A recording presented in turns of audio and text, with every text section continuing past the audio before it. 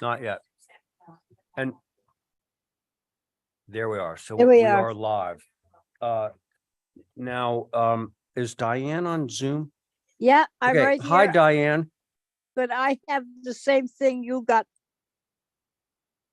Cough, sick, no sleep, no eat. So there you are. You're sick? Yes, sick. Yeah, well, we can barely hear you. I don't know if there's anything on our end that we can do about that. I don't know. I am, Oh, I you're can sounding a hear little you. better there. I can hear you fine. All right. And I was just saying that unfortunately I still have whatever secret sickness it is Okay. Well, that's hang in there. that's going around. Yeah, Yeah. something is. Oh, okay. So we have almost a completely full board tonight. The only person missing is Joe Paul. We knew he was not going to be here. So let's begin. Welcome everyone to this meeting of the Nantucket Historic District Commission. It's Tuesday, October 24th at 4:05. Present in the room are Stephen Welch, Abby Camp, Diane Coombs. Oh, actually, not Diane. She's on Zoom. Val Oliver, Carrie Thornwell, Connie Patton, and myself, Ray Poole. Diane is with us on Zoom. So for those of you in the audience, thank you, Ann. This is Ann. She brought my tablet. Thank you so much. Wave to the camera. Ann. Yes, wave to the camera. There you are. You're on national TV. He's got The most watched IP show in the tech nation. Delivery. What? Okay, so here we go. For those of you in the room, couple of rules: mute your phones and let us know if you want to record any portion of today's events in advance of your doing so. And for those of you on Zoom, just be careful not to screen share. Always mute your device when you're not speaking, just so that we don't get any surprise interference. And everything that is done should be done. Anything said should be said through the chair. Thanks. You all know the drill. May I have a motion to approve today's? Motion to approve today's agenda. Okay, that came from Diane. And oh, by the way, I should say any vote taken with all live members, I'm going to do via voice vote, and anything on that includes Zoom, which would be Diane, will be done via roll call. Okay, so Diane has made that motion. On that motion, Abby, Val Oliver, Aye. Stephen Welch, Aye. Diane on your motion, Aye. and I'm in favor. All right, so we have an approved agenda.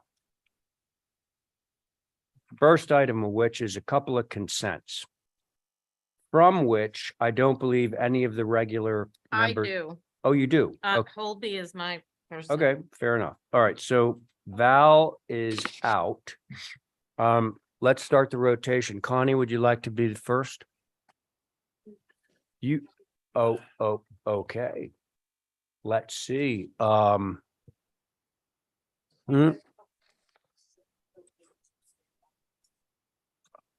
Hang on, Carrie, do you need to recuse? Are you involved in Miss Holby's No. activities? Okay, so can you sit on this? Yes. All right, now, before we do the vote, Abby, you had something you would want to say? The one consents, there's. The one, sorry, thank you. So Abby Camp, 36 Center Street, the color change, I think it's kind of inappropriate. Hang on, so that's I- consent with conditions. Okay, Okay, so so let- I'm not sure if I read the conditions well, here, correctly. we'll We review can- that when we get to it. Okay, All right. sorry, I didn't. So just for the record, for this vote, which is straight up consents, of which there are two, Carrie Thorne will be sitting. Can I have a motion? Motion Motion to approve. Stephen beat you to it, but Diane, you're Are you in favor of Stephen's motion? Yeah, Okay. Diane's in favor. Abby? I'm a no, I'm opposed to the rooftop solar on 19 Low Beach. Okay, thank you. Carrie, I'm an aye. you're an aye. Okay, Stephen on your Aye. motion, and I'm in favor. So that motion carries 4 in favor, 1 opposed. Okay, consent with conditions. Now it sounds like Abby has a question about number 3. So as I read this, it says that the color change at 36 Center Street says as submitted except 1 clapboard gray to be Ben Moore HC 169 Coventry gray. 2 sash and all trim originally proposed as black to be contrasting Ben Moore sweatshirt gray. I won't read the number. This includes sash, window casings and sills, corner boards, fascia and soffit. No white. Any questions? Reference page 37 of 43 page packet, which shows 4 Darling Street. Oh, in the 1870s, remarkably similar color application. So that's how it's being revised. Right, and I'm against that, and I think it's, we should open it for discussion because I think the Greek Revival building, I mean, I've never seen pilasters in a gray. I think. we Okay, could- fair enough. Well, So, there might be a couple that are like that, but I don't think it's the norm, and I don't think it's the right way to go here. well, listen, let's just pull it, and if it gets Yeah. at all controversial, I'm gonna have it held for representation, okay? Right. All right, so then it's consent with conditions. Which I have to sit off because You have to, it's gonna be the same board, right? Because, yeah, same issue. So just, Carrie, you're Mr. on. Chair, if I may. Yes. So 36 is no longer in consent with conditions. Correct. Okay, just to We're be, pulling I it. just want to make sure it's clear. And we'll have a little discussion on it. And then if it looks like it's going to get difficult, we'll just hold for rep, okay? On Zoom? Okay, good. That's great. Okay. All right, so can I have a motion on items 1 and 2 of consent with conditions? Motion to approve. Okay, so there's Stephen's motion to approve items 1 and 2 consent with conditions. On that motion, Diane, aye, very good. Abby, I'm a no, I'm opposed to the rooftop solar on 19 Low Beach. okay. Carrie, Aye. Stephen on your motion, Aye. and I'm in favor. Okay, motion carries 4 in favor, 1 opposed.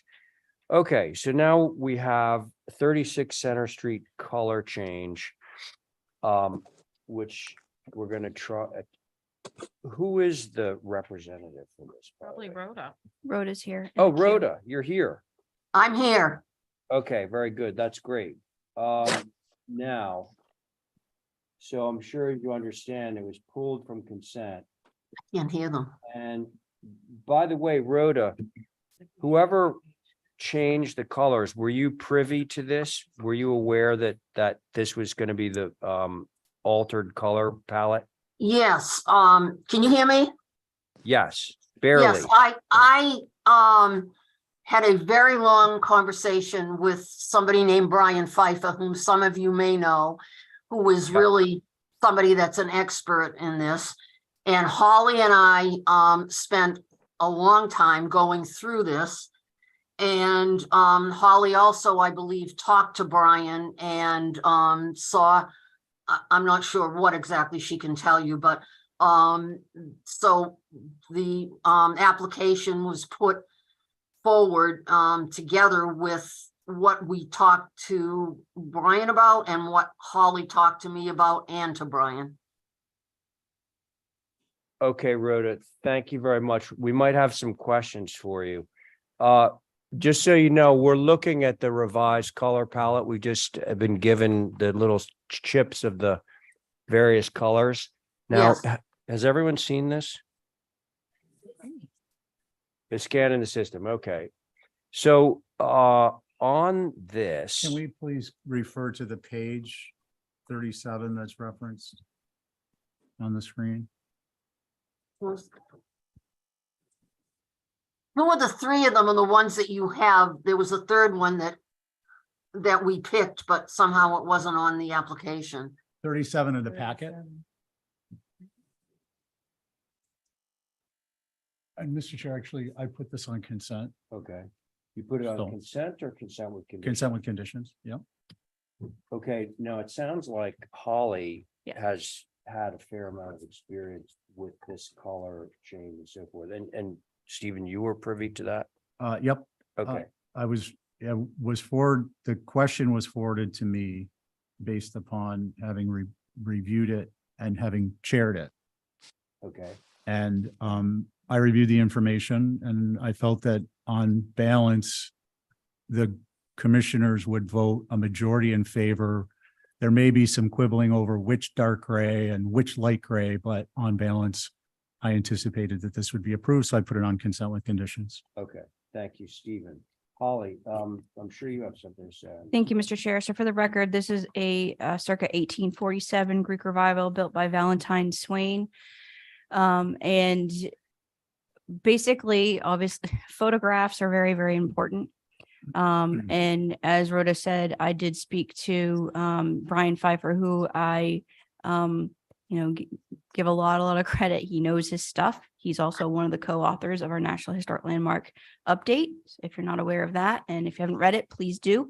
A lot of good stuff in there. So he is well equipped to provide some recommendations. My question was wanting to see, because I know elsewhere outside of Nantucket, that there's Greek revivals that have different color palettes, if you will. And white is a very prominent one on Nantucket. However, if you really look at the history of paint, and Brian actually referred to a book that I actually have from college that I haven't opened up in a while, and I need to find it on my shelves, but it's Paint in America. And in the 1920s is really when the white got away from the earth pigment white. So there were more earthy tones, and then they changed with technology of paint. What you see before you is a photo that was taken in the 1870s, believe it or not, from the NHA's file of an individually significant Greek revival on Darling Street. Today, it's all white. Go ahead. We apparently have changing things to white. The point is here, it's very, very clear that we have contrasting colors, which is exactly what I had mentioned in the first review of this application, that if it's not going to be a white, which we're predominantly known to see, actually historically it would be a darker color. And so having this photographic evidence is very clear. There is only actually both of these Greek revivals, the one in question and the one before you, were built around the same time frame in the 1830s. 1840s. So again, it's very clear that this has a dark trim package. Everything from the pilasters, the cornices, the trim around the windows themselves, the sash, and then the lighter tone of the lighter gray as the clapboard. So as what you see before you, and with recommendations historically appropriate, from Mr. Pfeiffer, I recommend this application as indicated on the consent with conditions. Thank you, Mr. Chair. Thank you, Holly. Sorry, Stephen. So this actually has an established board because this was heard at the last meeting. Yeah. Oh, okay. No, So just Mr. informing Chair. Ray. should 'cause I, he didn't know. I think, I can read is the established board Yes. here? Yeah. Yes, They're all here? yes. So can you chair that? Yeah. Okay, that would be great. And why don't we just read it out? Should be, So for the record, the board is Val, Abby, Diane, and Stephen. and who's our alternates? Do we have any?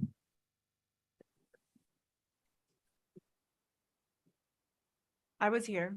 Connie was here and Joe Paul was here. Okay. Does anyone have a burning desire to weigh in on this? Pick a number between 1 and 10, please. Two. Connie's on number 3, right here. Mr. Chairman, it was Welch, Camp, Coombs, Oliver, and Patton, and the alternates were Thornwell and Paul. Okay, so Welch, Coombs. Who else? Oliver, Oliver, Patton. Patton. I'm pretty sure Abby was on this, wasn't she? Yeah. Okay, you. so that's our 5. And you still got number 3, so luck of the day. Okay, Holly, thank you. Do we have any abutters? And Mickey's comments, is Mickey here? I'm here. All right, Yeah, Mickey. we've thought about this for a while, but we're fine with, we'll defer to Brian's suggestions.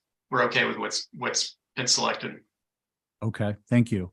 Abby, you had voiced your concerns. Do you want to reiterate them? Yeah, I just, so Abbey Camp, I just think, you know, when I think about Greek revival buildings around the town, I've never seen one with black pilasters or the deep entryway white, but you know, I think I'm in the minority here, so I don't want to, you know, lose a lot of energy on it. Not going to be my battle today.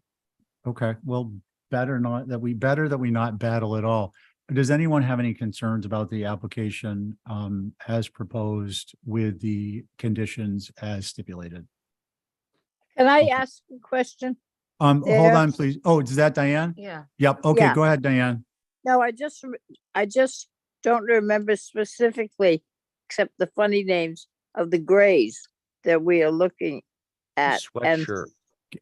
Diane, I'm gonna thank you. I'm gonna ask staff just to pull that up on screen, noting that the colors aren't exact as you'll see them on the internet, but the shades are very close. The tones are different.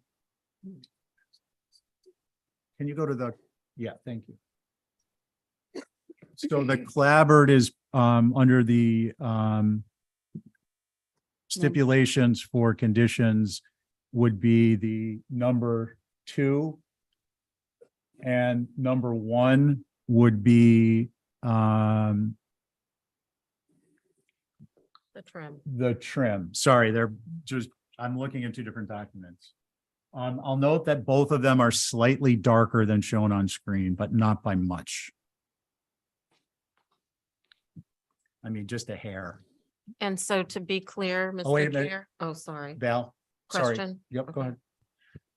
Black is not the trim. That was misrepresented at the beginning. No, black was requested, but the change due to conditions is that it would Yeah. be the dark gray. Okay, so it just. The needs to sweatshirt be gray. Changed on the application. Got it. Yeah. Okay. So could I just? Yeah. And Abby? Okay, I hate to do this, but just to clarify, the pilasters are going to be one of these grays. Yep. And the door is going to be black, and then the entryway is going to be another different gray. No. So there'll be 2 grays and a black. The black will be the door and the foundation, and any trim piece. I mean, you know, when you well, go, wait, there's steps going up and there's wood on either side. On either side, what is that color? I'm gonna answer it in a totality. The clapboard will be number 2. Everything else but for the door and the foundation will be number 1. can I, Diane? no, when you get to doing the foundation and stuff, I just wanted to make a comment.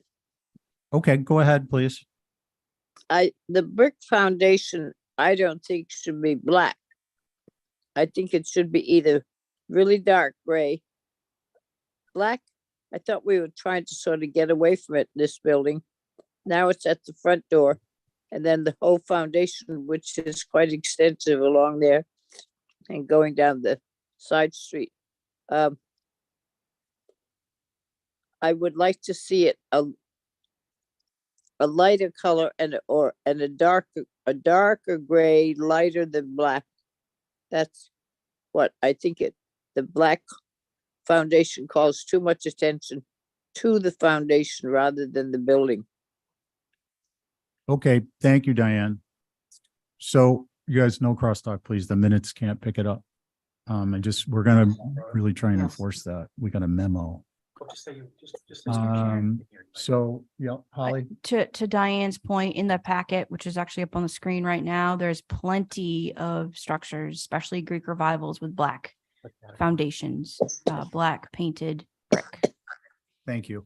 Diane, I'm going to speak to your point just from my perspective is that I actually shared that concern until I went and I looked at Fort Darling and I mean, I looked at that image, but then I went downtown and I looked at other structures, and where it really pops is when, for instance, the yellow clapboard, the gray clapboard, the light gray clapboard to me toned the black down and it actually simplified it. So I'm not trying to talk you out of your point of view. I'm just addressing what your comment was from my own perspective.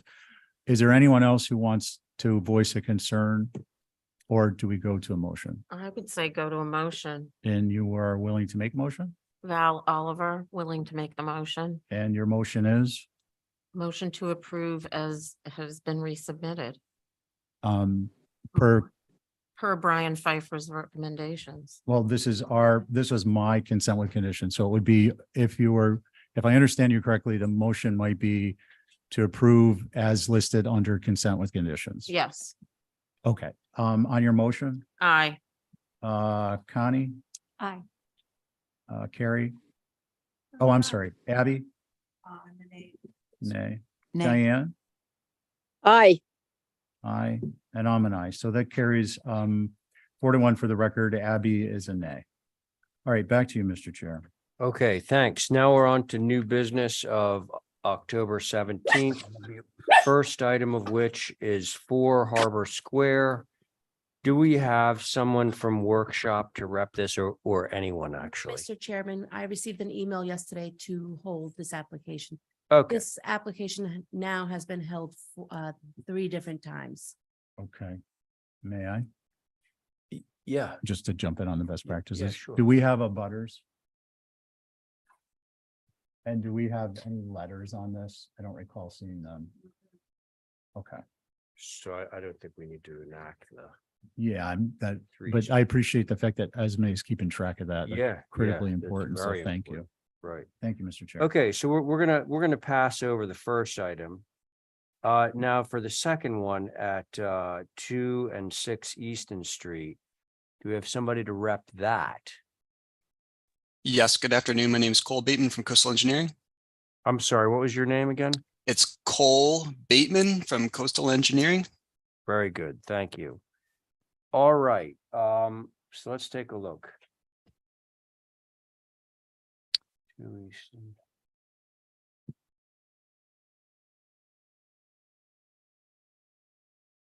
Two and 6 Easton, I should say.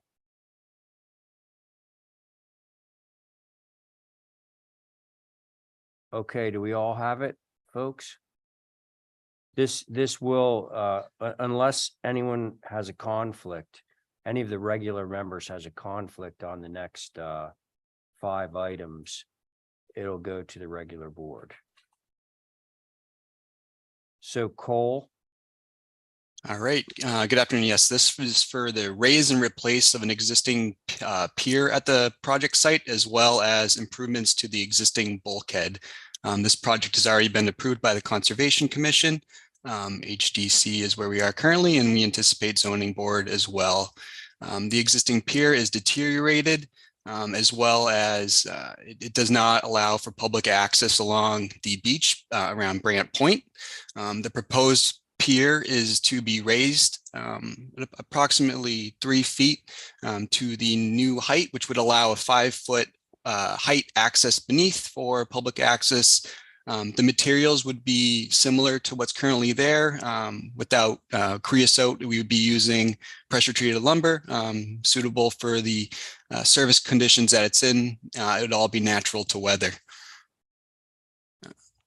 Other than that, there's existing floats that would remain, but really the work here is for the pier and the bulkhead.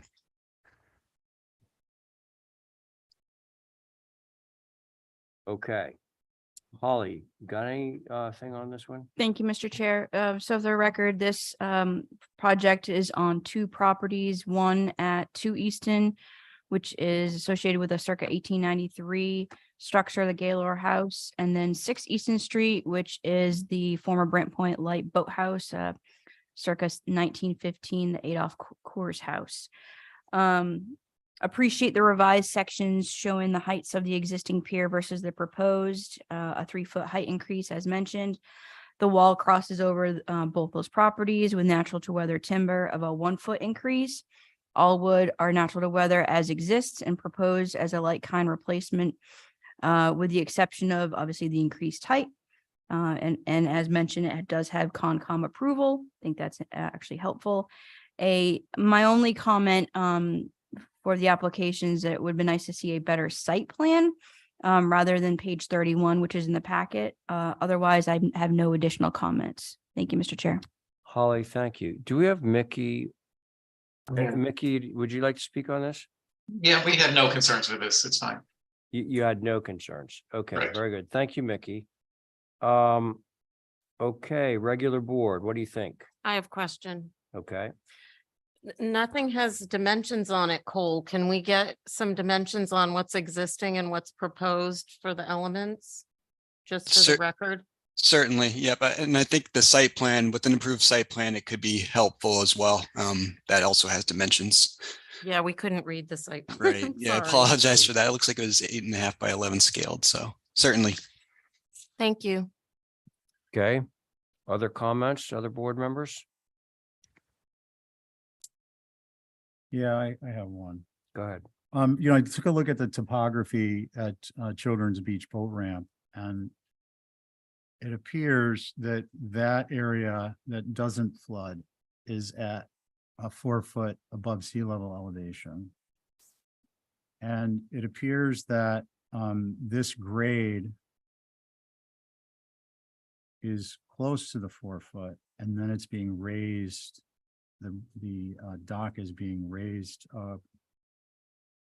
I saw a note here. I think it was 3 feet. So my concern is that it's perhaps too tall. And I wanted to get an understanding through Mr. Chair, what's driving the 3-foot rise versus a foot or 1.5 feet? And then I have a follow-up question. Okay, Cole, would you mind answering that for Stephen? Yes, there are two parts to this. The one part is coastal resiliency, anticipating some upgrades to this area with the CRP, the coastal resiliency plan that's underway, as well as the usability of this existing dock. That's forcing it up a little.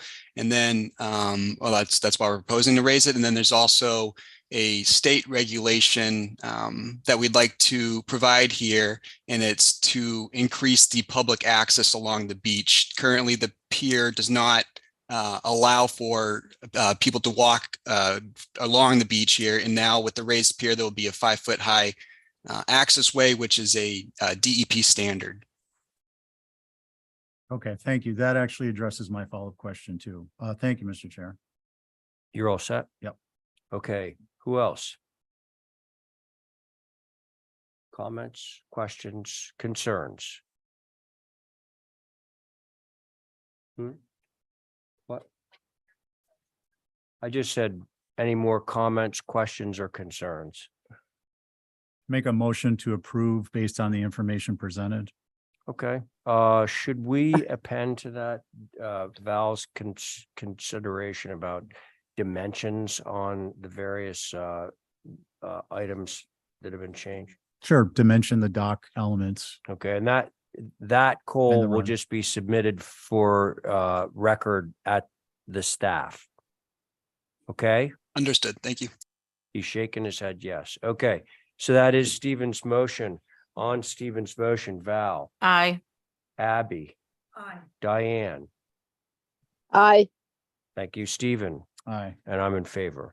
Okay, there's that. Thank you, Cole. Brooke, you're up next at 3 Birdsong.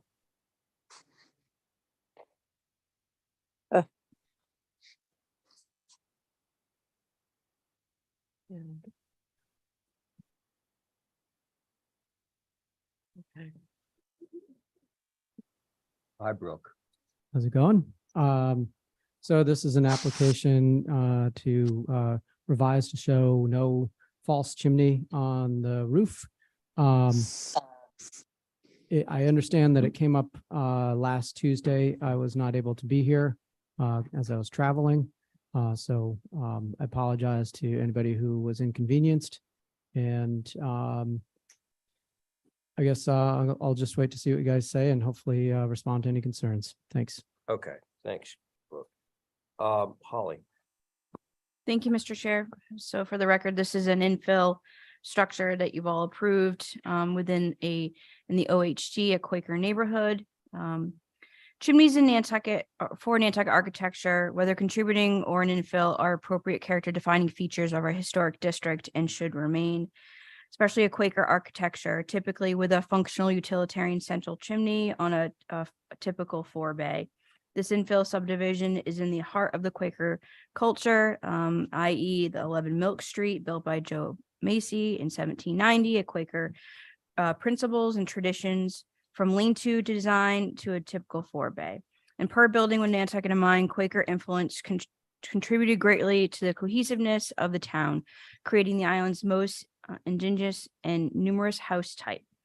And this house type included a chimney. So I would recommend to keep these chimneys. Thank you, Mr. Chair. And I do notate that we do have a butters here as well. Okay. Why don't we hear from actually, I'd like to hear from Mickey first. Mickey? Yeah, we basically agree with everything Holly just said. The chimney is an important character defining element and it should remain. It loses its historic character without it. Thanks. Okay, thank you. And in terms of abutters, are they on Zoom? Or? Oh, okay. Ann, I understand that, Ann, you're on Zoom right now? I am. Okay. Thank you, Mr. Chairman. Sure. And you as 5 Mill Street. I don't know if you've all had a chance to write the note that I wrote about this last week. It was distributed, I think, today. But basically, we agree 100% with Holly. But more so, we are actually perplexed and concerned about this request because especially for number 2, which was originally designed without a chimney, both Abby and Diane in the early review stages pointed out that it should have a chimney. Subsequent submissions of the design had a chimney. So it was clear that this house is supposed to have a chimney. The number 3 was designed with a chimney, and yet the owners elected to construct these houses with no chimney. I guess assuming that they could come back and just go, oh, actually, we've got an as-built that we'd like you to bless. I find this to be an egregious mockery of the HDC process. And I just feel like I really have to say this because you guys work so hard to keep things the way they should be. And to have this kind of an application come in, I think is incredibly insulting. So I'll get off my soapbox. Thank you very much. And I think I'll know what you're going to do. I hope I know And what you're thank going to you. do. Now, so is this actually an as-built condition? Yes. Both of them? Just Yes. so we got it? Yeah. Okay, both are in it. Yeah. In other words, the roof is already shingled and all that. Oh, yes. Yes. Okay, got it. All right, so board members, your turn now. Thanks. I'll I mean, I speak. didn't sit on any of these when they came through, but I agree. I think they both need a chimney to look authentic. Okay. Thanks. Diane, I heard you pipe up. Your turn. Yep, I do not care whether the roof is shingled or paved with gold. We called for a chimney and a chimney should be there. It is not up to some applicant to put something in and not build it and then say, oh, pass me or be easier not to. I am for replacement of the chimney and whatever has to be done to the roof to put it in there, fine. That's it. Thank you. Diane, thank you. I don't believe they got approval for a gold roof here, but that doesn't matter. Who's next? I think I know where this is going.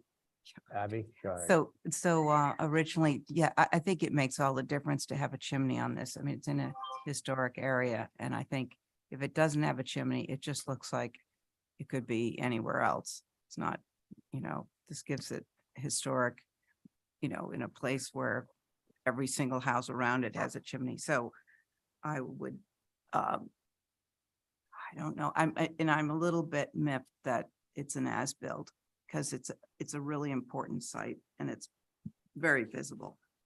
Thank you. Okay, thanks. Stephen. Yeah, I think Holly said it best, so I'm not going to weigh into that. There's no reason to be redundant. I do have a question for you, Mr. Chair, though. Brooke, was the original COA closed out? No, we're still waiting for. So technically, under the way we've always done these, this is not an as-built. Yeah, I wouldn't say it's an as-built. Well, yeah, I was just interested in Yeah, knowing. but whether it the- is, I mean, the condition is there. It's a finished condition. Yeah, And so we would have to break back the shingles to build it, but it's not as built in the sense that it's been signed off and right. Or, I mean, traditionally as-built for us is that someone builds something without approval, and then they came in to get an approval. This Yeah. is something where I understand the people being upset because it was built without, a the feature. roof was that- closed without the feature, and then y'all came in. But, okay, I just wanted to make sure I understood what we were talking about. I here. appreciate that clarification. Yeah, Mr. because Welch. an as-built would be subject to a 4 times fee and so on and so forth. So it's important for us to understand the definitions of the word we use and then to be consistent about them. If we want to change that definition, that's a different topic. I'm not against it, but I just want to be clear. Okay, so again, I agree with the comments Holly made. Thank you, Mr. Chair. Before you make a motion. Brooke, you know where it's I'll going. make a motion. Well, hang on 1 second.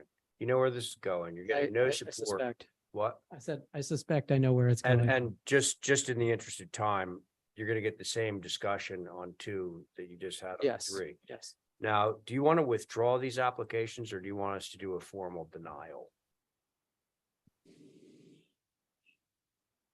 Hadn't really thought about that. 'Cause well, I believe the motion would be to deny the request. Right? Isn't that where you're? Yeah. headed? Abby? I'd give him a chance to. Well, I guess what I mean is Yeah. this is not the sort of case where you can like move for revisions, right? Yeah. Or further information. I mean, it's kind of either you're in or you're out, Right. one or the other. So you can get the denial or you can withdraw. I think I will withdraw Okay, without I think that's prejudice. probably a wise decision. And would you be withdrawing both of the applications? I will. Okay, is everybody on board with that? Sorry, I'm. Our Yes. applicant, our applicant for these 2 applications understands that he's not gonna get any support for a new chimney.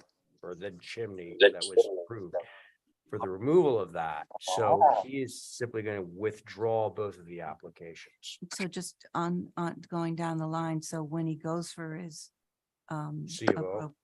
it will have to be on. It has to be on. Okay. Oh, yeah. I just, Absolutely.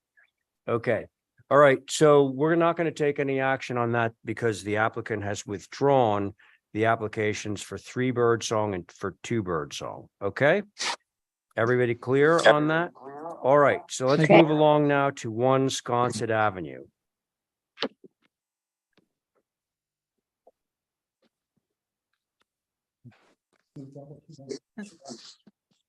smiling. saying no. Oh, we got- We're gonna do the pool first, right? Lindsay? Yeah. Yeah, that's sure. Great. Connie, you want to sit in?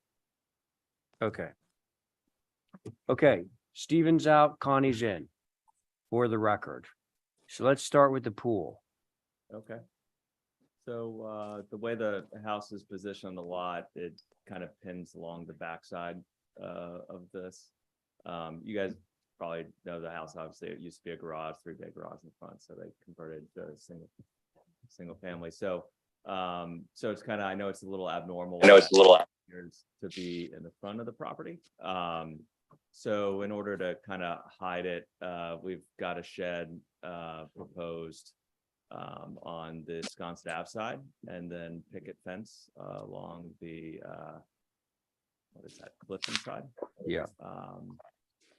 And kind of tucked it in there. We've got a pool next door, so I think pools are in the neighborhood already. We're gonna leave the big tree there. Well, one big tree is coming down, the one that's in the middle of the pool, the one in the front of the house is gonna stay.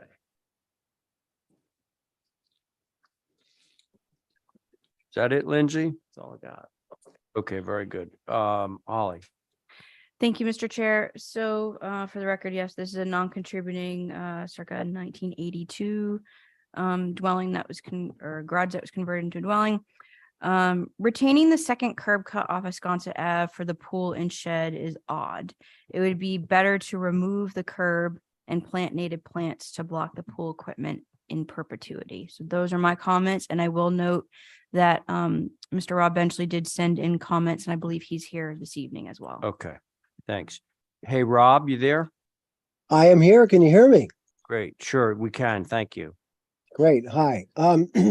So my name is Rob Benchley, and I'm representing the Sconset Advisory Group, who consists of myself and Angus McLeod, Mary Lathrop, Will, Clement Durkis, and Caroline Ellis. And Mr. Chairman, we feel that these additions are essentially being proposed for the front yard of the existing house on a highly visible corner lot in a tight neighborhood of tiny parcels. And neither are appropriately cited within the guidelines of building with Nantucket in mind and building Wisconsin in mind. Sheds and pools should be sited behind the facade. It's also very close to the neighbors to the north, and I know that's getting a little bit out of our purview, but and the hardscaping will require the removal of mature trees and will also cover a significant portion of this small parcel. And those are our feelings. Mr. Chairman, thank you. Thank you, Rob. Hey, just by the way, I'm noticing that everyone, not just Diane, everyone on Zoom the volume is really low. So maybe it's a sort of transmission problem that we can handle in-house somehow. Okay, so Rob has spoken. Okay, folks, it's up to us now. I have a couple of questions. Yes, Abby. Before we deliberate. Sure. So I'm looking at the site plan, and it looks like there's privet around the whole property, and then there's a black line. Is that what does that black line refer to? Is that a picket fence or what? The black dash line is setback. No, it's a black solid line just It's on the the, property line. That's it's the property line. And Okay, then the other outer black line is the actual edge of the road. Okay, Where the curb would be. I was questioning that because the driveway looks very short on Clifton. So I was just wondering where that, if that actually made it into the driveway. But also they're on this, or is this just the pool? Or are we talking about like aprons and gates and stuff like that? It's everything else is. No. existing. We're just But going caller, around the pool. Okay, so it's just left off the, Yeah, everything else is staying the same. okay. Well, I just to be clear on this, it isn't just about the pool, it's about the picket fence that's around the pool. Right, sure. You know, that stuff, anything inside of the bubbled area is new, is being proposed. So like the terrace around the pool, Right. the privet hedge, the picket fence outside the privet hedge, all that. So just to be clear on that. Okay, Okay, I might as well continue. sure, great. So, I just think this is highly visible. It is right on Sconset Ave. It looks like the shed is that what it's called? Mhm. Cool. shed is primarily there to screen it from Sconset Ave. And I just don't think that it's an appropriate application. It's on a corner. It couldn't be more visible. So, thank you. Abby, thank you. Who's next? I'll go. Val. I was out there and it's a very open corner. I mean, the privet is designated as here, but it's not very good privet. You can see through it. And when you're standing on Clifton, it's almost like the lot slopes down. So I don't think the picket fence is really gonna hide much, in my opinion. I think the pool, if you have to have one, should scooch back to a side of the house. There looks like there's enough space for that size. You could downsize it slightly and then mitigate it from there back. I agree with Holly completely about eliminating the second curb cut because it is wide open right there. And the shed that's proposed, I don't believe is going to do much to block anything. So I think it's got to get rethought. Okay, Val. I'll Thank you. go. All right, Diane, I'll your go. turn. Yep. I I agree with what has been said. I don't know whether you can get the pool down short enough to get in there. I don't think it should have any stuff around it that for sitting. I think it should be, if you're going to push it, only the pool and stairs to get in and out. I think that the existing tree to remain. I would like to know what's going on the rest of the property that we have control over. And I don't think we want the type 2 picket fence with privet going along the pool. If you move it over to the house, you wouldn't need it. But it doesn't cover the pool. It will not, I believe, knock out the vision of the pool. And it needs, I would say, to be redone, the whole thing. That's my view. Okay, Diane, thank you very much. Connie. Yes, I have nothing else to add. I do have my concerns, as everyone else does, about the visibility. Thank you. Okay, so Lindsay, it's pretty clear. So is the consensus that like if we take it and shift it off to the side, that Well, which side? well, to the kind of take it, move it closer to the property line and back, kind of on the side of the house as opposed to being where we have it? When you say the side of the house, do you mean the side as seen from Sconset Ave? Yes, exactly. If you take it where it is and shift it to the right, aside the building in that back corner. Well, that would be great.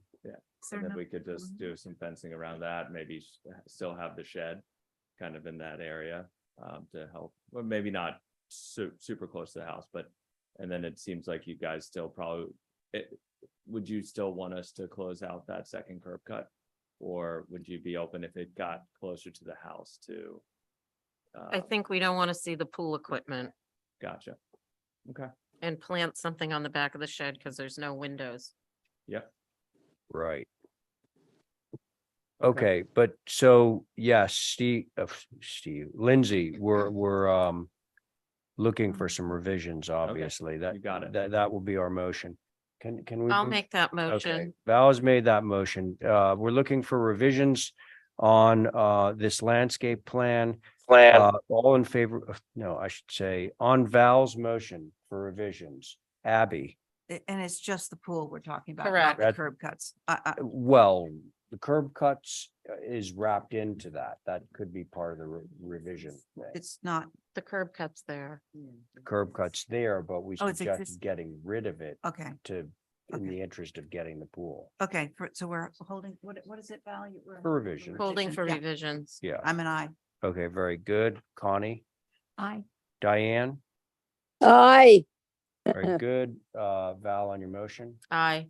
and I'm in favor. And I would say, let's hold the shed to track. Shall we hold the shed? Sure. I mean, I looked at it and it doesn't seem tremendously objectionable, Yeah. so I don't think you'd have a tough time once we get the pool sorted out. Great, Okay. thank you. So we're holding the shed to track. There we are. Now we're on to old business. Mr. Chairman, Yes. before we go any further, I received an email while we were in the meeting. The applicant would like to hold 7 Union Street. It's the last item on the agenda. Oh, well. If I had known this, you know. Everything's changed. Yeah, okay, so we're scratching number 9 on old business, but so the first item of old business of October 24th, Stephen is chairing. So there you go. Esme, can you tell me, and Holly, do we have any on 9? Did we get any letters? Any letter interest? I did not receive anything. Okay, anything on you? 7 units there. Okay, just if we were keeping track of. Okay, great. So we're on to 18 Midland. Who do we have here to represent this edition? Christopher Hall here, Mr. Vice Chair. Hello, Christopher. Your board is myself, Abby, Diane, Val, and Connie. You have no alternates and no recusals. Why don't you go ahead and get started when you see your application up? Okay. So this is a resubmission. There were some comments made back on the original submission. And perhaps if we go to page 24, if we could, which is submission page 24, architectural drawing HDC 5. It kind of clearly spells out the sequencing of what's happened so far. Mr. Chair, through you, Go ahead, Val. there's no page 24. It only goes up to 22. The Christopher. submission, you know, for the entire submission. So my drawing would be HDC 5. So we're on 14. If we could just scroll back a little bit. HDC 14. Can you tell us which page that is, Esme, if you look at the page panel? One more to go, right there. Page 11 in the slides. Okay, sorry for that confusion. No, that's okay. That's how we roll. Confusion is us. Go ahead. Okay, so on this page, we put the original elevation, the existing elevation at the top. The elevation we submitted on September 12th. Bubbled are the changes. Every window is changed because we are asking to change the windows. I'll replace all the windows. And then at the bottom, bubbled in red, are the changes that we've made after our first review. During that review, there were 4 items that we addressed that were the concern of the board. The primary one was lowering the ridge of the addition, which we lowered by 14 inches. You can see that dimension, albeit it's tiny, but it's to the right of the chimney at the lower elevation. The second change was to align the windows in the tall gable that you can see sort of in the middle elevation. They were higher than the adjacent windows. We were asked to align them and made them smaller. So we did that for both sets of double windows as depicted in the bottom elevation, bubbled in red.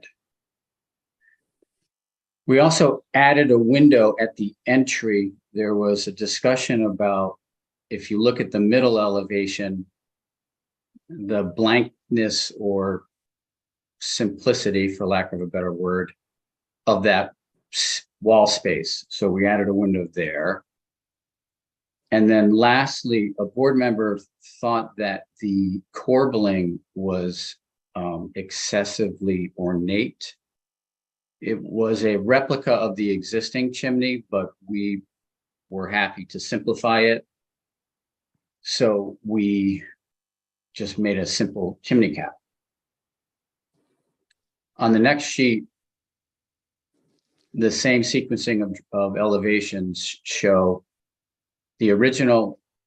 This is the back of the house, not visible from a public way.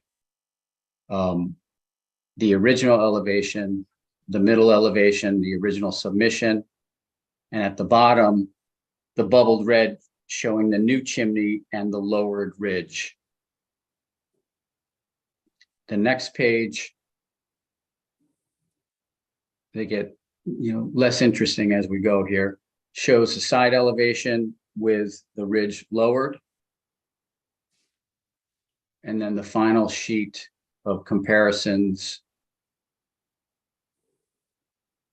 shows the same ridge being lowered by that amount. And those are the changes we have made based on that prior meeting. Okay, thank you. Let's see here. So, any questions for Christopher? Who'd like to begin? Val? Thank you, Christopher. You get an A+ in my book. It's great. Appropriate. Thank you. Abby?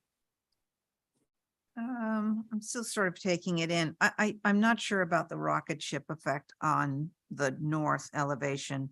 And I think the ganged windows are contributing to that. I do think it's lessened by them not being as tall as vertical, but, and I think the secondary mast that's coming off that main gable could be lowered even further. I think that would make it sit a little better out there. It feels a little boxy and tall. Thank you. Thank you, Abby. Diane? On that north elevation, the two windows to the left of the rocket ship, why did we reduce those down and drop them so they're not there? Diane, I'm sorry to Yep. interrupt. Can you hold on one second? Holly, can we do anything with the volume? It's kind of a problem. It's funny because I can hear you very Oh, clearly.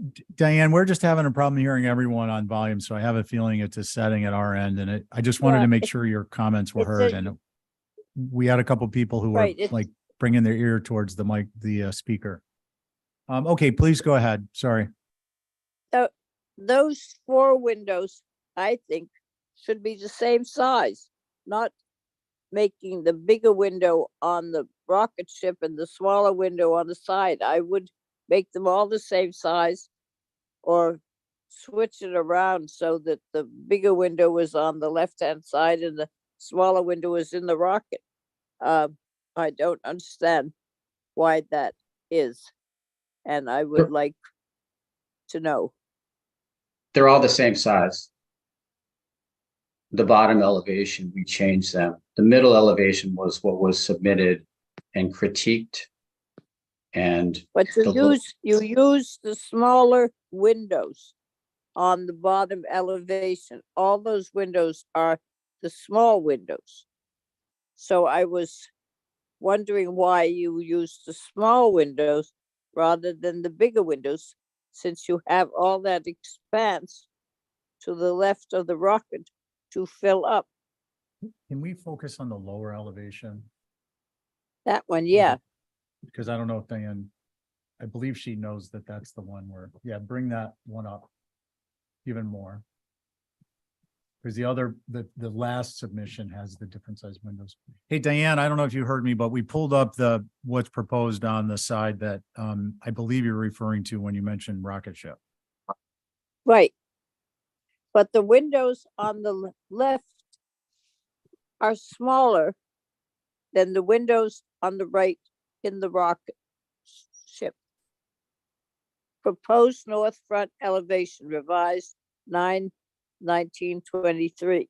Those four windows should be the same size as the ones in the gable, or otherwise the larger one should go to the left.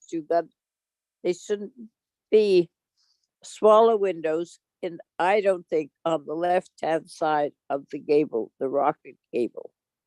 That's Gotcha. what I'm trying to. Okay, No, thank you, Diane. And just to confirm, the windows in the smaller gable on at least the first floor are approximately 2.5 inches taller than the windows on the left. Christopher, Diane, I'm going to Yeah. get back to you. Yes. I just want to say, and I think it'd benefit to all of us, we'd like to see the window schedule alphanumeric on the elevations. That way, if we have a question, we can refer back to the window schedule. Diane, go ahead, please. so the rest of it, I appreciate the uncorbling of the chimney. I think this chimney goes better with this house Allison. and a better height. I don't have any other problems if we could just get those windows straightened out. Okay, thank Thank you, you. Connie. Mr. Vice Chair, could I just make a comment? They Ju- are the Christopher- same, they're the Christopher, same if you window. just hold to the end, please. We're gonna, Sure. we'll give you a 30-second wrap up or so. Okay. Connie? I appreciate the Yeah, changes. no, I have no thanks. concerns. Thank you. Okay, thank you. I think, other than, having the elevations labeled with the, window and door code, window schedule, door schedule keys. I agree. I do think that it would be atypical on that small gable if that were going to be something visible. Can we bring up the rendering that shows that? And it's the photo perspective. It would be No. HD 10. HTC 10. HTC 10. Yeah. So Diane, I think Diane's point is well taken, but given the way it would be perceived, I think it'd be okay because it's such a small, personally. I'm actually more concerned. Can we go to I have a concern about the roof walk. If we go to sheet It's existing. HDC 7. And zoom in on the lower elevation, please. Right, that's good enough. I really feel pretty strongly this needs to be a 2-bay roof walk in terms of the posts. It is? Yeah. I think we should horse trade. Yeah. I didn't remember seeing it. It really jumps out at you. I didn't Yeah, remember it's got seeing some that long in the legs. we're sure it's existing. Yeah. Photos. Well, I saw it in the renderings, but okay, I'll believe you. Page number 8. Okay, so those are my comments. What do we want to do, folks? I would make a motion to approve as submitted. Okay. Let's see, on Val's motion, Val, Aye. Abby, I wanted a few revisions, so I'm a nay. geez, Abby's a no. Dan, No, Dan's a no. Connie, I'm an I. oh, and I'm the tiebreaker. Uh-oh. I don't think that's happened ever before in my whole Oh, life. yes, it has. I'm reveling in the moment. As the sweat beads up on you. I'm an I. Thank you, everyone. For the record, Abby and Diane opposed 3-2 with those two opposed. Next, we Vice have Chair, 19 Mr. Vice Chair. Westchester. Can I just make one comment? Yeah, go ahead. I won't take 30 seconds, just 5. Those windows will be exactly the same size. Okay, Okay. so we're not going to address that in this approval, but we're going to hold you to it. How's that, Christopher? Sounds Okay. good. Thank you very much. And thank you for clarifying that for Diane. I appreciate it. Okay, take care. Bye-bye. All right, so back to 19 Westchester Street. So Oh. that's my office. All right. Is this on? You guys hear me? You really got to treat it like a lollipop. Get right up there next to it. So I was looking through the package trying to figure out what was going on, and it seems like most of the comments that were made at the previous meeting had to do with the French doors on the south elevation, the front of the house. And I tried to get a hold of Lisa. She's on the road. So Cy told me that I guess there was some question about a shed that sits in front of this building that would block the view of the front doors from Westchester Street. But honestly, I wasn't here for the last discussion. I don't know anything about the project. So if you folks, Are you asking us to hold it? yeah, well, I mean, we can discuss it. if you you'd know, like. I feel like I'd be better equipped if there was a site plan, but I didn't see a site plan in my package. I also don't know about the shed, so. The shed got passed. last We week. approved Okay. the shed last week, but Mhm. if you want to hold That's for what a I meant. complete site plan, that'd Yeah. probably be a good idea. Yeah, I know. So why don't we hold without prejudice, noting that a site plan is circled on the submission sheet. So we'll get that site plan in and we'll be good to go at the next meeting. Right. Okay. So that'll be a hold for next week. We're gonna jump back to Mr. Chair. All right, so next up is 30 Russell's Way, Chip Webster. Chip, are you there? As today. Okay, good. Lucas? Hey, board, yes, Hi. for Chip Webster. Okay, so let's see. You have on this, myself, Stephen, Abby, Diane, Val, all of whom are here. So give us a little rundown of what has been revised since the last time we've reviewed this. Alrighty. If you guys don't mind, I'll share screen and direct you guys through the application.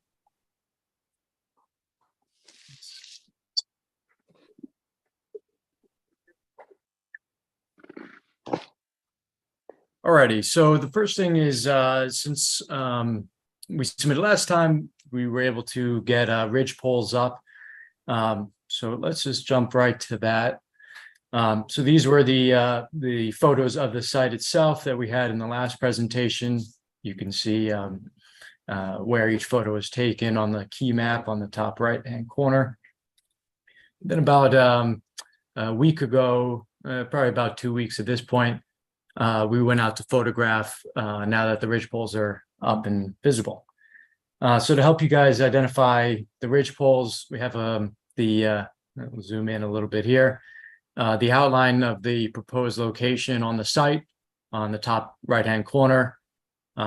We put up 3 ridge poles, 2 for the primary roof, that's the highest points, and 1 at a secondary roof that's about 5 foot lower. So the ridge poles are 30 feet, 30 feet, and 25 feet. Where the ridge poles were visible from the street, we just added a red dashed line over them to help make them pop and be more visible. So you can see now from this first photo at the intersection of Wigwam and Russell's, you'll have clear visibility of the roof. Now moving along Wigwam, you still see that primary roof. You're kind of dropping out and not quite able to see the 25-footer next to it, which would be to the left of the 2 visible 30-footers. Again, on the left-hand side, you have views from Wigwam with the existing house in the background. For reference as well, the existing house is at 30 feet, just under. Then going along Russell's, this is the existing driveway location, photo number 4.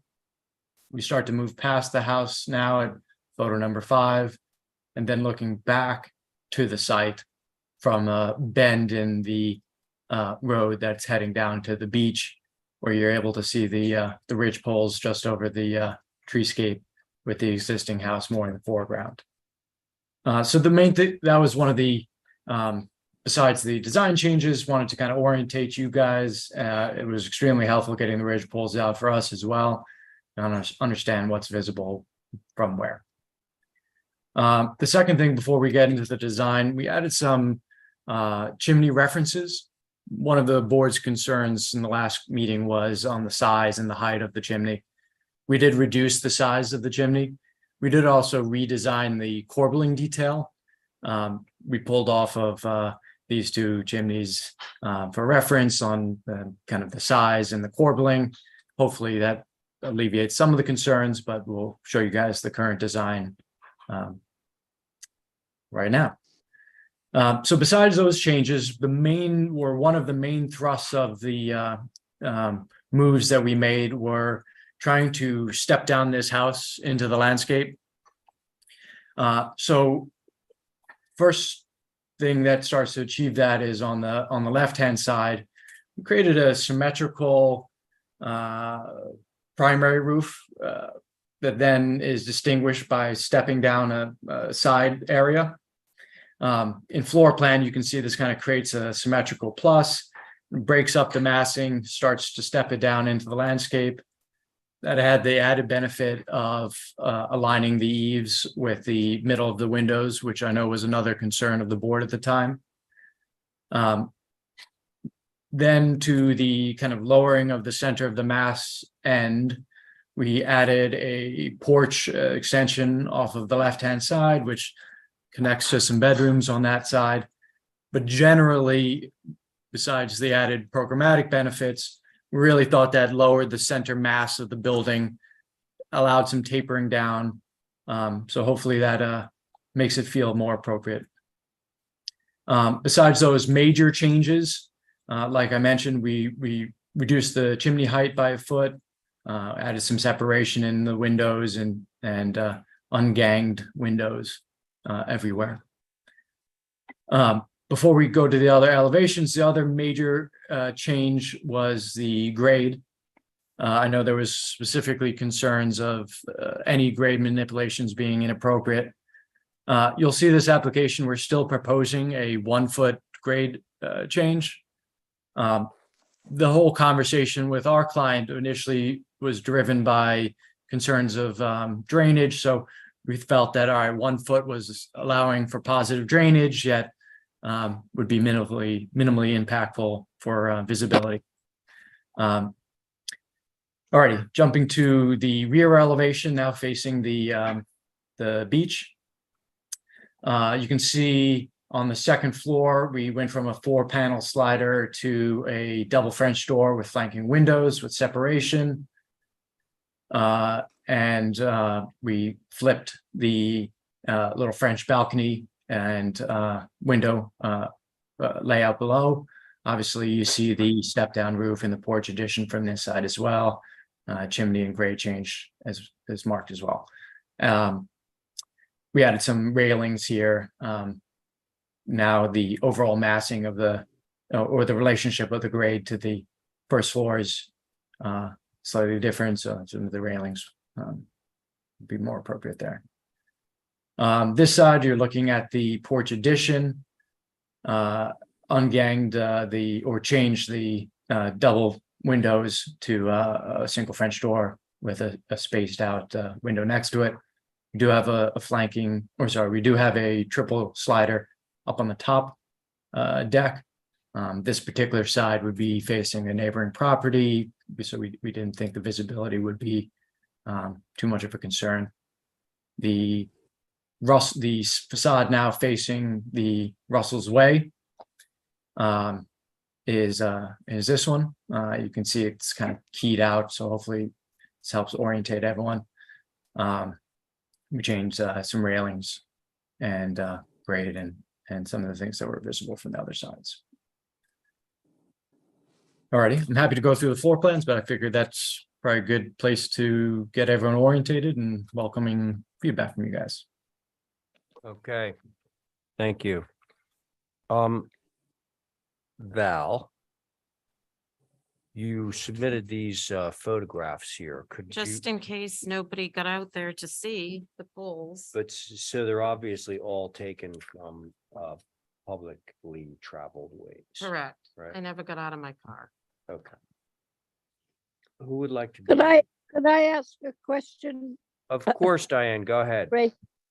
On those two buildings, there's an existing building there now, and this is a new one. Is it all on the same location? Why have we got two 30-foot buildings? That's a great question. So you can see in the site plan, the existing building is located here. That building is going to Yes. be removed from the site. So there's not going to be any second building there. There isn't. No, it's going to a neighboring property in the area. But I figured it would be helpful to get a height comparison by mentioning it. Okay, okay, Luke. So then we'll only have one 30-foot building, right? Correct. Correct. There will be a guest house, but it certainly won't be 30 feet. Okay. Thank you. I just wondered about that. Thank you. Absolutely. Okay, I'll give you my thoughts when you're ready. did you say when we're ready? Diane? Yeah, I'll go on. You, if you go ahead. Okay, I think that the chimney should be simple. The size of it, I don't mind so much, but not the one that looks like the oldest house. I think the panels of glass on the front door should be reduced down so that it is two, if you want, with the wooden in the third one down. I think that's would be good. I think that was the only elevations I've got up is the front. It's the front, actually. So it's hard to tell what you want for the other, but I do think those things I mentioned for the front door are what I've got to say. Thank you. Okay, Diane, thank you. Who's next?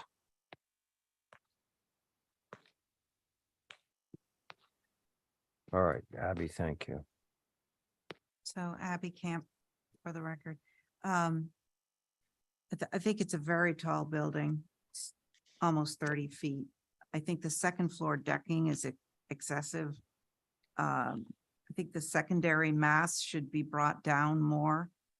The chimney is overly large. And I think the south elevation with those French doors there seem sort of out of scale. I Yes. think it seems they seem very large and sort of pop out. So in general, I'd like to see it sort of subdued and brought down a little bit. Thank you. Thank you, Abby. Next. Val, Stephen. I'll go. Okay. Thanks, Mr. Chair. So I don't disagree with what's been said. Also, I don't see an application with this. And more to the point, I don't see the grade change that's proposed, written. And I'm concerned about the grade as I was at the last meeting. And I think that we need to get a site plan that shows the existing relative to the GIS. And if there's a discrepancy between the GIS and the existing topo, then that needs to be noted. So that's notations number one. And if there's no difference, then it should be noted that there's no difference. And then number two should indicate what's proposed in terms of the grade change and the site plan. And then my primary concern otherwise is just the extensive amount of connected second floor deck. And I believe, well, I know I mentioned that the last time, that's a concern. And I think that was supported by others. And I just want to remind the applicant's agent, if you're not aware, I'll point it out. One of our best practices is that material changes are to material changes for repeated requests, repeated revision requests are required on or by the third hearing in order to avoid a denial. So I don't want to be pointed, but I want to be clear. I think that's important, and it's fair that we're consistent with people. Those are my comments. Thank you, Mr. Chair. Stephen, thank you. It's to you, Val. I don't have anything to add that hasn't been said. Uh, I Can I appreciate add the one? color palette. Yeah. It's gray and black. Diane, what were you saying? Sorry. I was going to just say, if you take the elevation with the French doors, the big French doors, I believe it's the west elevation. I think one should remember 43 Kendrick Street, which had big windows facing the west elevation, and they overpowered the whole thing, and I don't think we've ever come to a decision, but I just wanted to say that, that's all. Diane, thank you. Val, had you finished?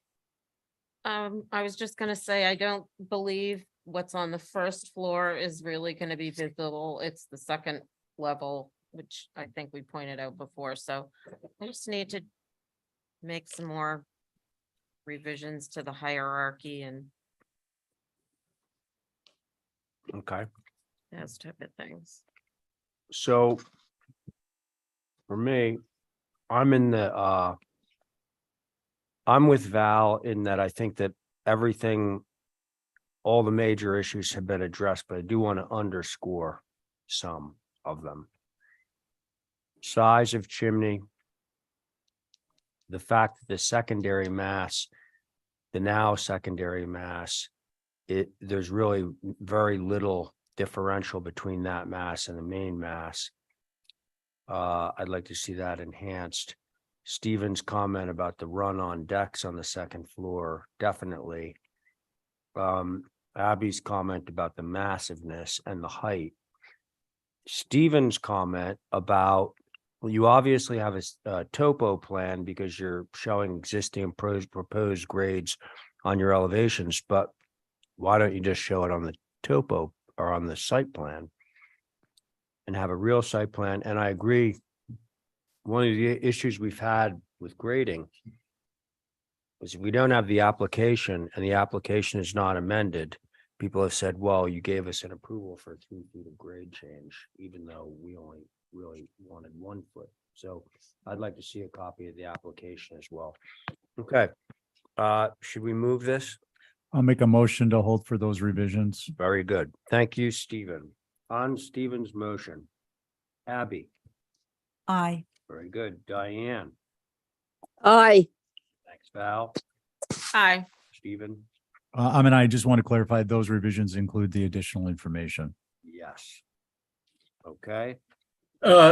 Thank you guys so much. If I can follow up quickly with a question to Stephen, just to make sure we nail it next time with what he's asking for. So you're mentioning the topography, showing the existing topography, no problem. We're happy to add to show that. And proposed. And proposed, yep, sounds. And either Absolutely. certified that the existing matches the GIS, or if not, indicate where there's a difference. Okay. Okay. Fantastic. All righty. Thank you, guys. All right. Okay, on to 60 Halbert. Is that Luke? That's Luke. All right. Myself, Stephen, Val, Diane, Owen, Joe, who is not with us. We do have an alternate in Abby. Abby, are you ready, willing, and able to assist in the event of an emergency landing? Okay. All right, then you can sit in that chair. All right, so Abby's on.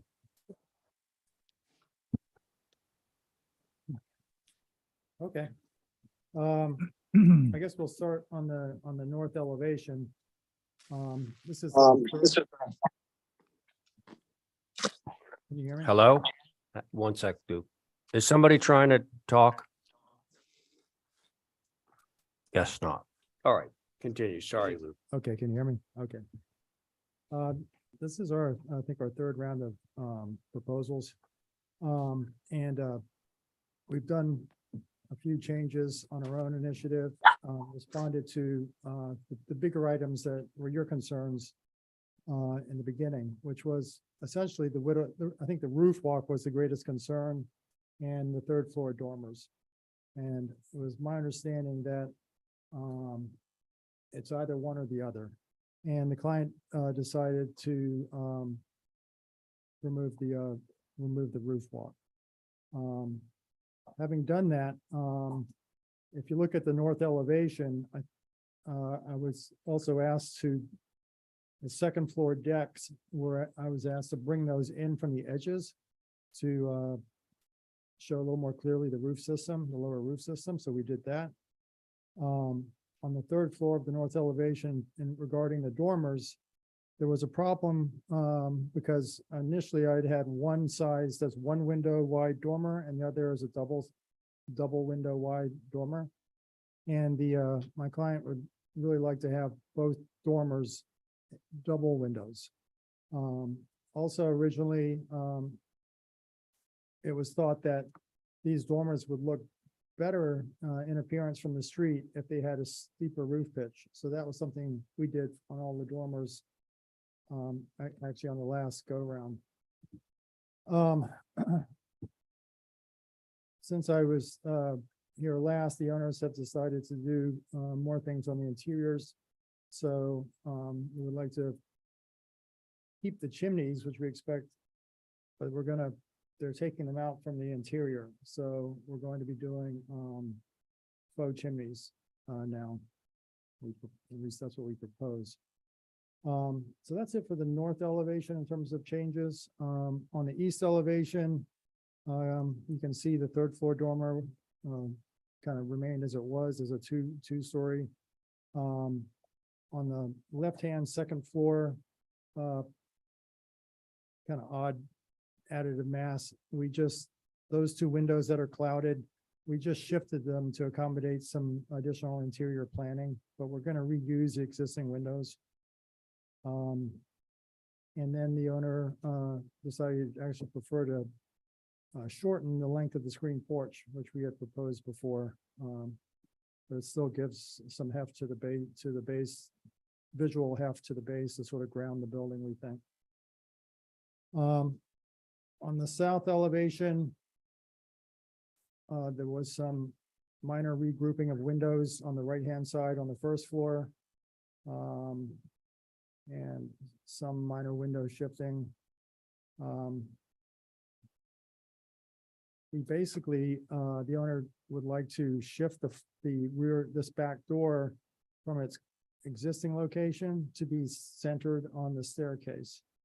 And that sort of lines up with the dormer above as well. And again, some minor window changes. On the west elevation, on the third floor, left-hand side, that was originally a one-story dormer. And we are hoping that this is acceptable as matching the other side. So there's not a difference in dormer ridge heights as they're viewed from the street. I think that's it.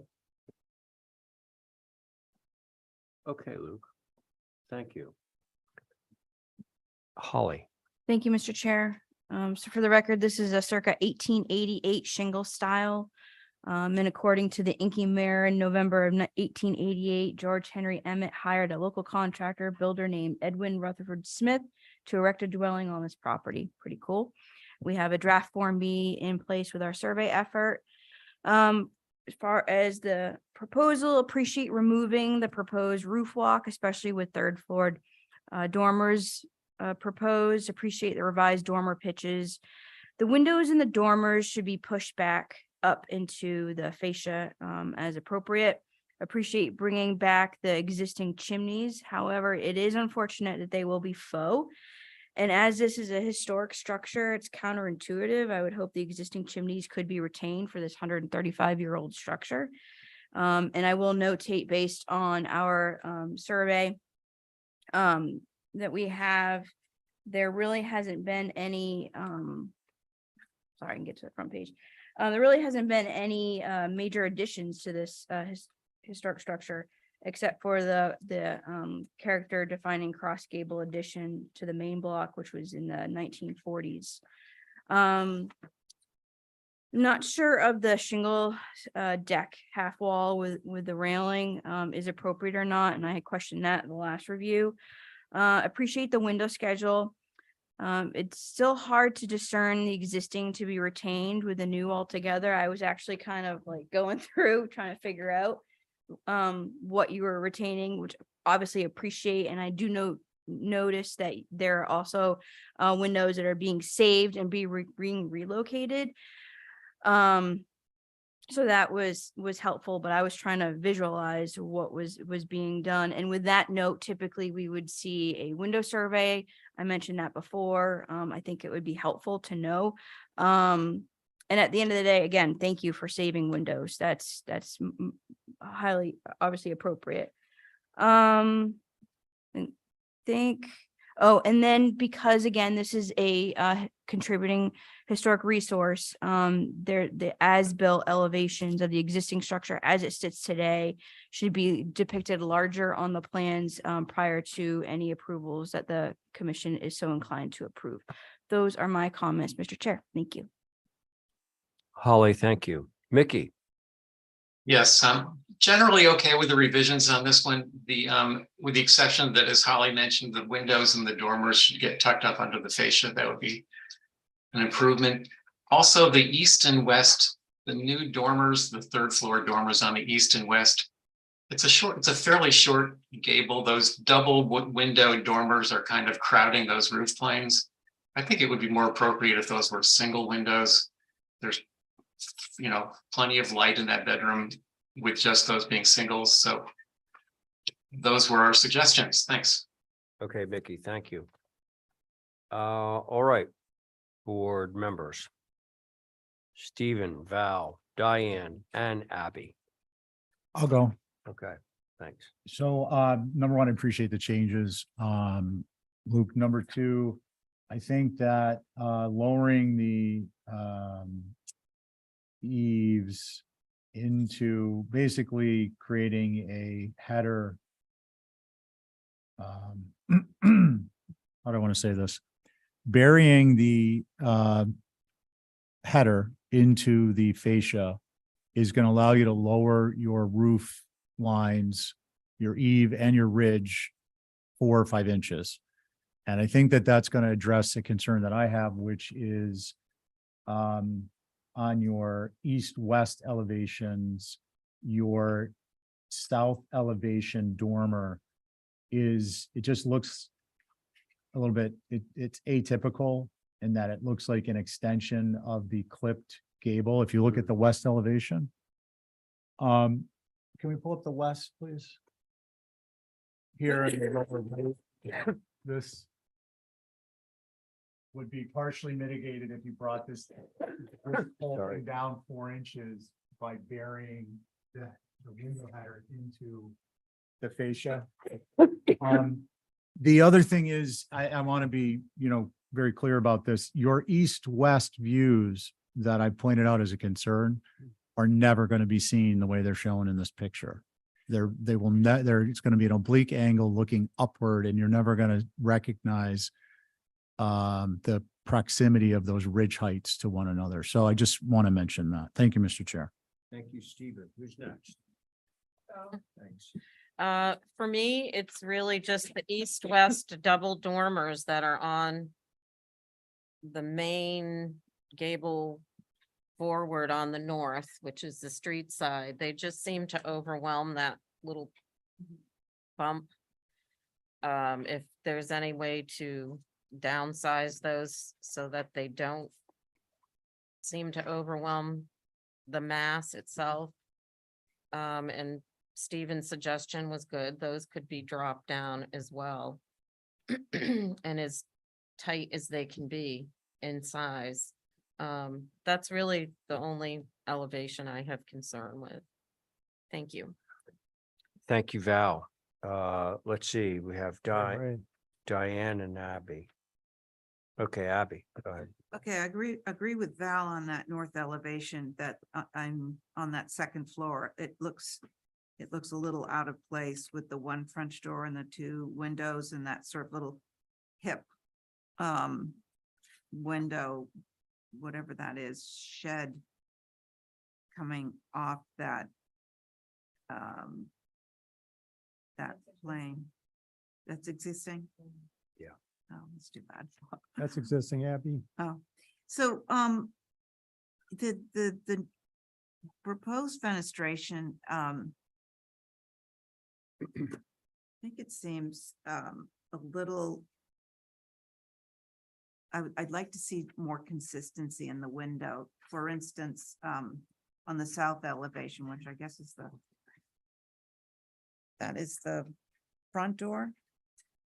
Or no, I guess that's the back. This is. Anyway, on the south elevation, the ganged windows on that second floor on the far left, I think I'd like to see all of those windows just evenly spaced. I think it would ground this building. There's so much going on. I think some consistency would benefit. And I think on the third floor, especially on that east elevation, the third floor, that should definitely be that dormer should be just one window, and it looks like it's just bumping right into the other hip right next to it. I think that's been said, but I just reiterate that again. I'm really glad the chimneys are staying. It's too bad they're going to be brought down and rebuilt, but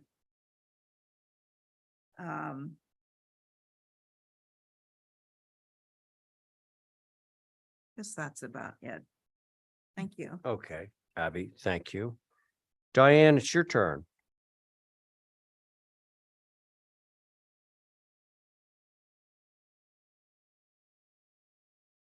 You're muted, Diane.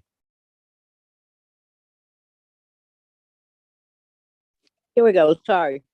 On the west elevation, the two sets of mulled windows on the third floor should be one window and they should be separated.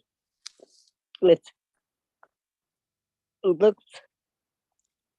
looks as if you just thought of it at the last minute and put them up there. It's too many windows for up there. And simple, make them larger and put one window up. That's what I would suggest. Also on the south elevation, those windows up in the third floor should be separated or the dormer brought in to cover the area. I would like to see as the Abby suggested, that window over on the left separated and going straight across the front of the building. I've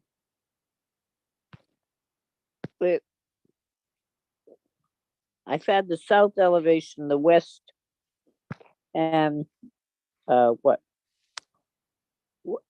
the north elevation was not going to be so visible, I guess. I don't see it. I have no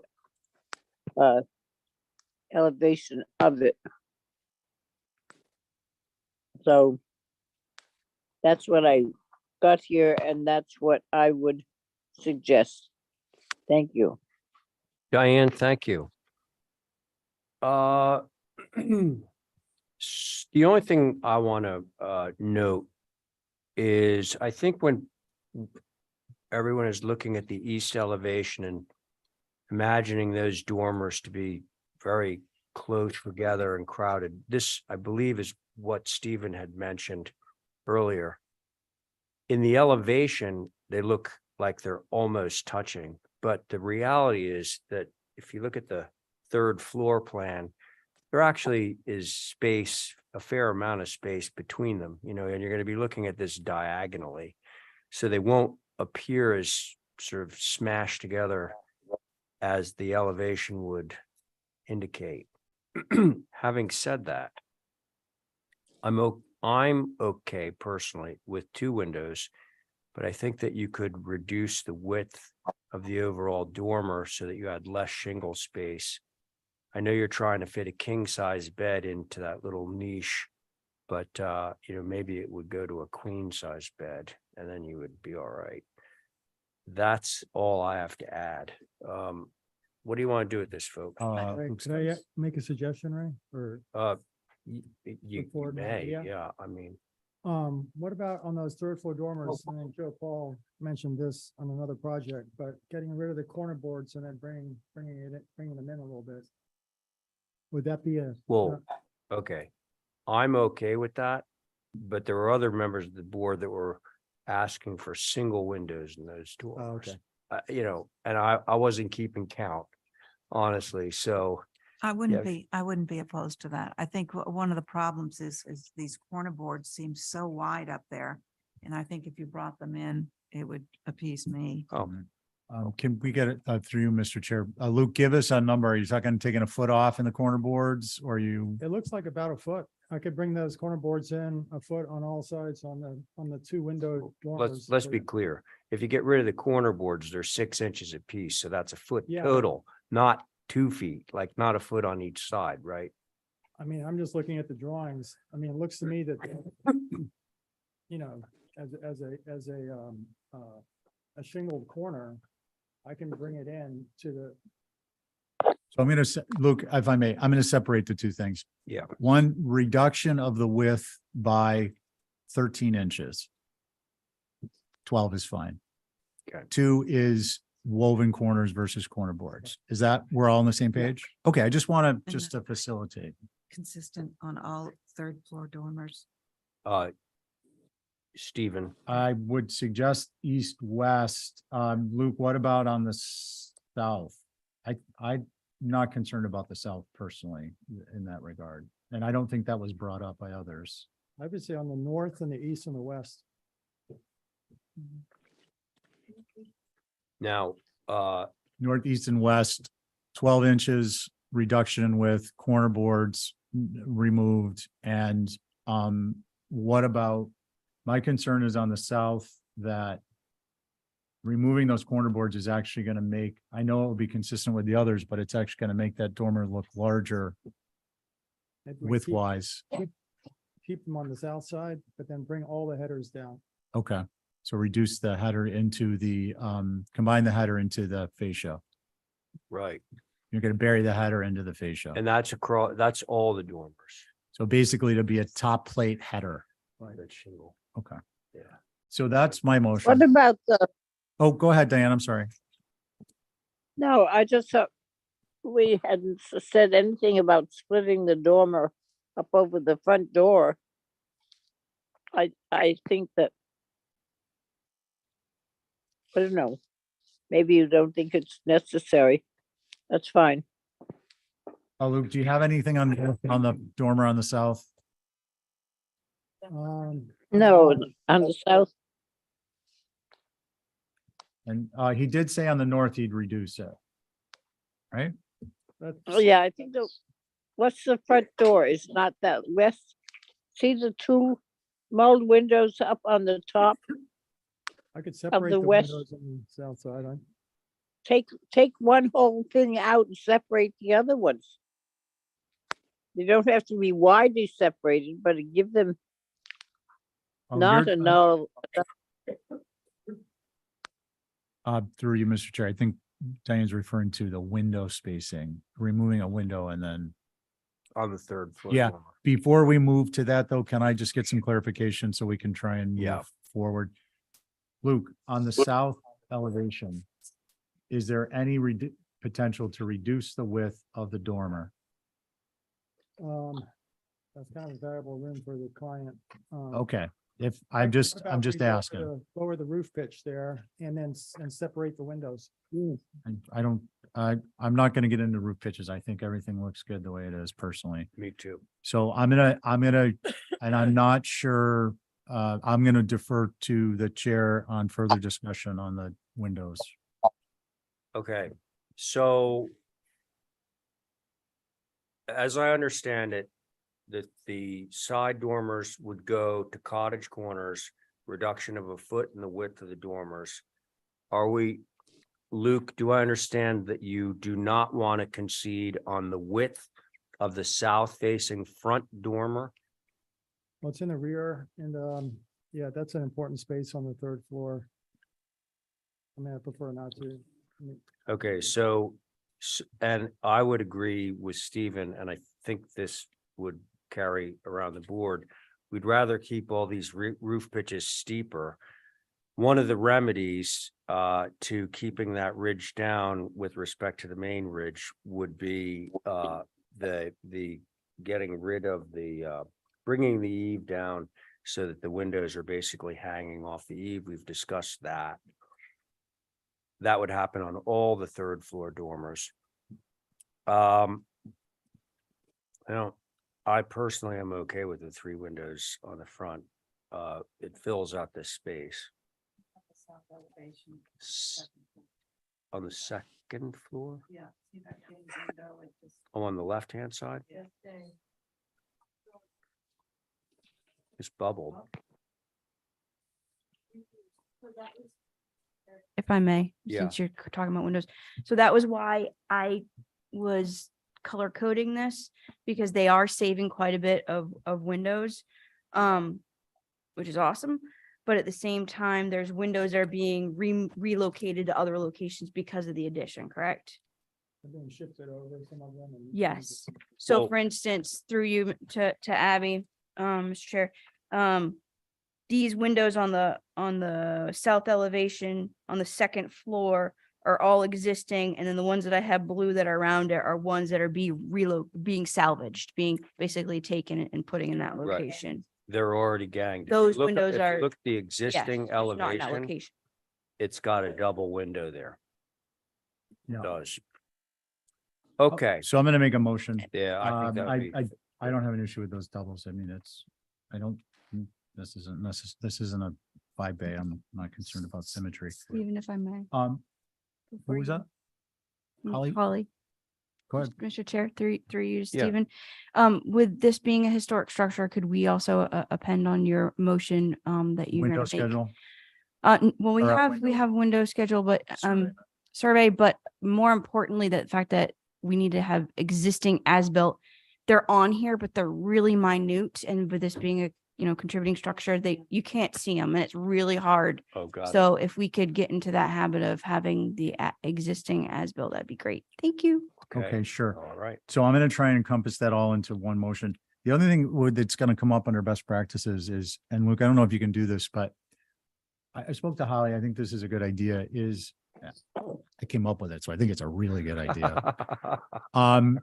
We're in the old historic districts, Sconset and downtown, where we have these changes. It would be really, I think, interesting and helpful to have like smaller than the size of corner board lettering. So you have to zoom in and see it. The date of the structure that's being retained. And then on the dormers, add 2023. So that you could actually pick up one of these drawings and look at it and recognize over the course of time what's changed and when it changed. So that I think I'm articulating that clearly. And it's not a requirement, but I think it's something we want to head towards because we're, quickly, we're using the digital format. So I think it can be small enough that it can be useful and not be an obstruction and not be problematic. So anyways, I just mentioned that, not to throw a wrench in the proceedings, Mr. Chair. In any event, the motion is that north, east, and west dormers will reduce 12 inches, corner boards removed, cottage corners. This is going to be an exhibit A. Great. The top plate, window headers will become top plate headers, allowing and requiring the lowering of the eaves in the ridges. The window survey, throw in 1/4 inch scale existing elevations and floor plan for the as-built. And the chimneys are faux as proposed. I'm okay with that. And the motion, anyways, we'll see where it goes. That's your motion, right? That's the motion. Okay. That'll be an there- exhibit A, but Okay. just so you know what's in it. There is Stephen's motion. On Stephen's motion, Val, Aye. Diane. Abby. Aye. All right, great. Stephen on your motion. Oh, I'm an I. Okay. Diane, you there? I'm in favor. There you go. Okay, I'm in favor. Great, thanks. Okay, that motion carries unanimously. Very good. Thank you, Thank you. Luke. Yeah. Oh, let's- pizza, want a right, break. yeah, okay, cool. And then I'm gonna ask you, how did you get off 12 and goal? I thought you were cheering. And I'm not on I have it. no idea. I mean, did you look at the, No, I haven't. because some, Okay, I just was looking at it, I was like, I'm okay with it. I just didn't. It's gonna razz. so up. I am chairing. You are. Yeah. Okay. So I would just need to know, I am not on it. I'm recused. okay, so Val's off. I'm on. Are you off? And, oh, the garage is to track. I'll see you on Thursday. All right, so folks, we're gonna break, a 10-minute break. Yep. We'll be back at 4 minutes after 6. We've got 2 days of heat and then it's going down to killing frost. Okay, we'll get plants in. We tomorrow. got to get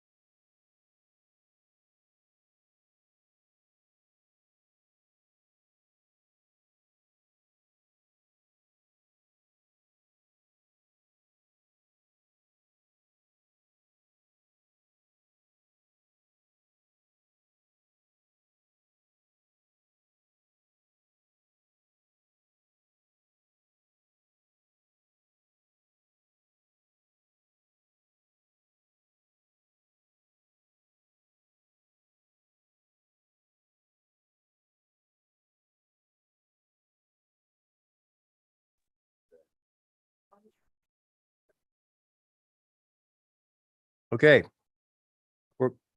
We're back. Now we're to 12 Angola. Joe. Oh, and just so everybody is aware,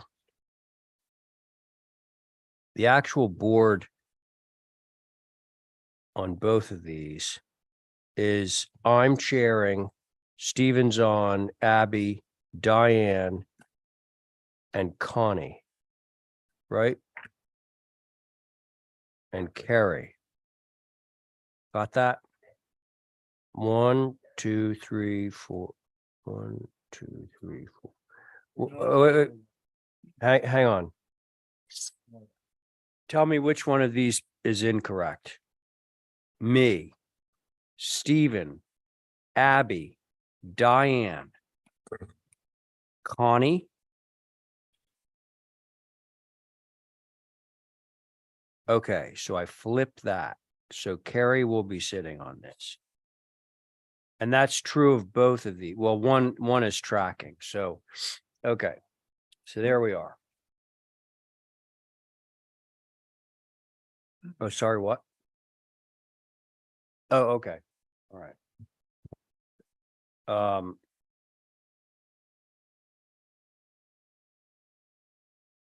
Okay, Joe. Ready? Joseph Toppin for the applicant. First, I kind of just want to address, there were concerns about the Garden of the Sea park at the land bank. We've had conversations with them. I actually just left a meeting there. But the reason my clients bought the property is because they would overlook the park and they do not want to cause any disturbance, damage, etc. So we've had a conversation with the land bank and some commissioners and told them how we were going to have dry wells for all the downspouts, and you know, the retaining wall at the back will help slow the water down and kind of tear it down. There will also be, as you can tell by Katie Mitchell's plan later on, that there'll be enough vegetation to soak up any water as well. The other part that we noticed is at Prospect Street, there is a asphalt berm that is broken apart. So what we're having is all that water come off of Prospect Street, off of the bike path, and it is running right down Mill Street, Mill Street. So we've put in a request to the DPW to repair that, which would help stop a lot of the water and running down that road. And it would keep going and going to the catch basin that the DPW has built, you know, many years ago. So while they're paving in front of the high school, we'll hope they will take care of that and address it this winter sooner than later. But the other part of that is the development's not done. There'll be a 12-inch hard packed surface that goes down, and then there'll be 4 to 5 inches of gravel, which will help slow a lot that water. The new HOA that has been for this development is in direct communication with the land bank. So if there is any concern, there is communication, and it's quick. And as you know, the neighbor on New Mill, Robert Sarkeesian, is a local, so they can reach out to him directly, and he is very proactive in the community. So that's, just want to address that. And there may be a slight change of maintenance at the land bank that I was kind of heard on the QT.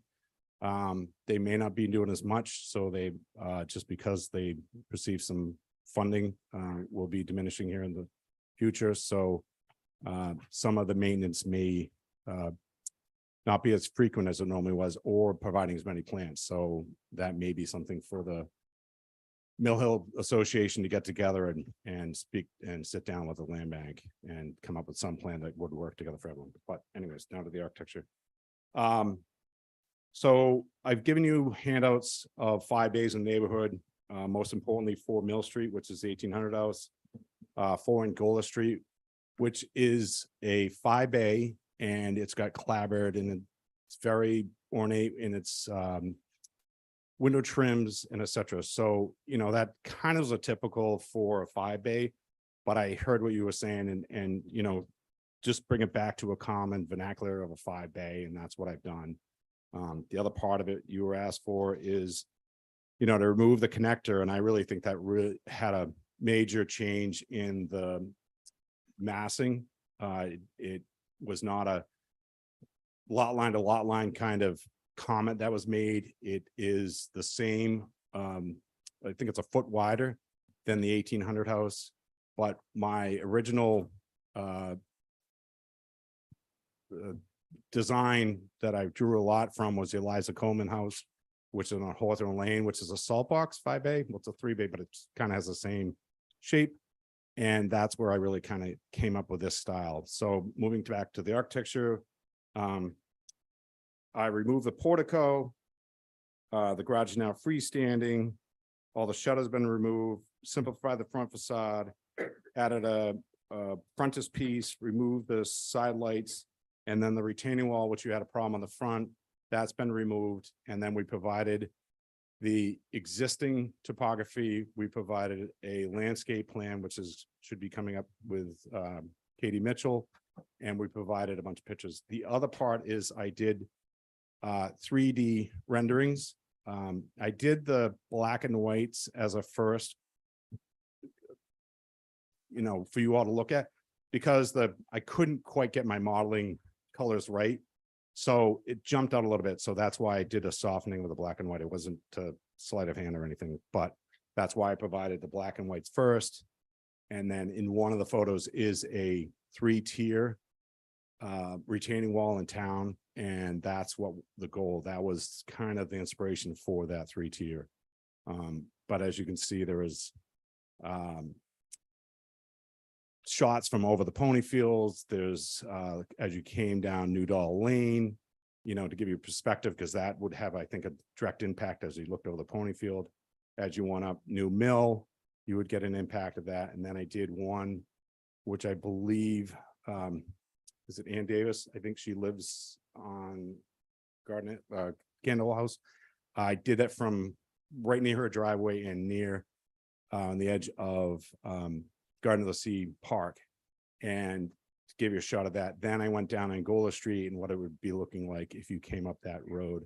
And then Sunday I went out and I took some 3D drone pictures and kind of gave you that perspective of what, I think it helps show the wall in its entirety.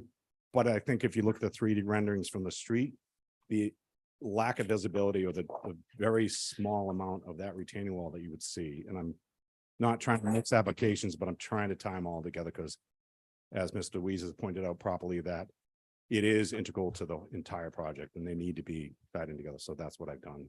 I think that is all for now. Okay, Joe. Thank you. Holly. Thank you, Mr. Chair. Through you to Joe, thank you for these. These are very, very helpful, and actually one of my comments, I think, from beginning. So for the record, this is infill within the old historic district, historic Quaker neighborhood. Appreciate the revision to make the proposed garage a separate structure. Thank you. Thank you. Also appreciate that it's pushed back off the facade of the proposed dwelling. I think it could be pushed down a little bit further. Appreciate the new door surround with the simple entablature, 6-panel door, and no side lights. And thank you for removing the out of place portico. The 5-bay and central chimney is starting to emulate the circa 1724 Major Josiah Coffin House, which is on North Liberty and Cliff, an individually significant dwelling. Also a lean-to, just like the Ethelu Coleman one out off of Hawthorne. This one is also, it's a pre 1750 2.5-story lean-to, and is the largest example of a period appropriate structure to replicate from the Georgian period. The front door of the proposed 12 Angola could even be a little simpler from the front door, like its neighbor at 11 Mill Street, the Job Macy House, which I think I referenced earlier tonight, the circa 1790 typical Nantucket.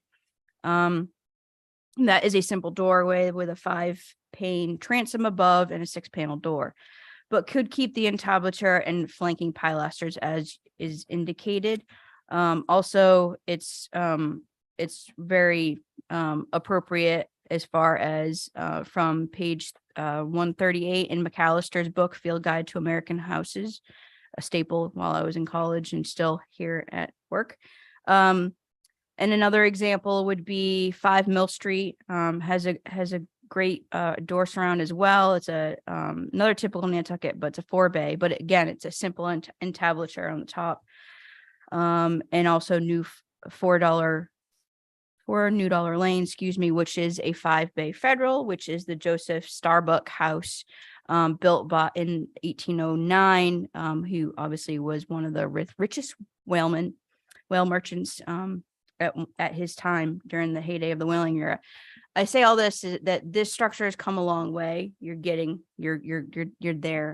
I definitely appreciate the work gone into it. Appreciate eliminating the retaining wall and working with the existing grade as recommended in building with Nantucket in mind. The additive mass as shown from the west is a little atypical than it would have been historically. Even when you look at the Ethelu Coleman, that additive rear L is a little shorter. Obviously, you're not trying to replicate it, but it does seem a little bit long with a long ridge. As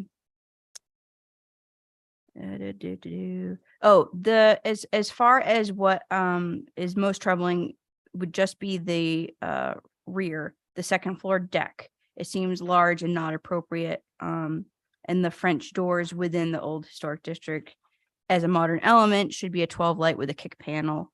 A streetscape of this neighborhood on the corner of Engel is needed. So thank you for providing that.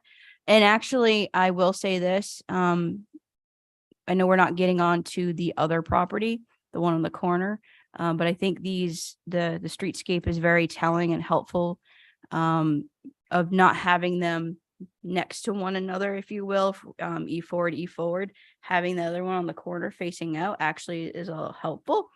Not saying, that I agree with it 100%, but I think it's very, very helpful in that regard.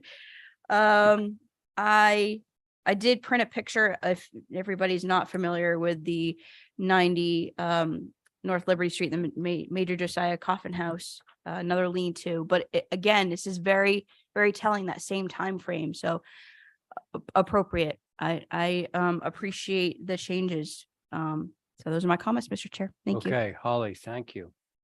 Mickey. Yes, so I'm pretty sure that at the last hearing that just about all the board members said something about the size of the building being too massive. And so far, nothing on this plan has been done to mitigate the massive size of the house relative to the scale of the neighborhood. It should be reduced in width and height, and may require reducing the program a little. A 5-bay is too grand and too formal for this end of Angola Street. The west elevation still shows a retaining wall in front of, well, I'm going to skip that. There's a retaining wall shown on the west elevation, but you're saying you have eliminated it. The length of the rear gable is awkwardly long. It should be shortened, which would likely require less retaining in the back. The west elevation is very underfenestrated.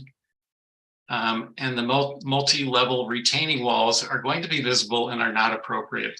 The design should work with the existing terrain rather than excavate into the hill to retain it. Thank you. Thank you, Mickey. Anyone else want to speak on this before it goes to the board?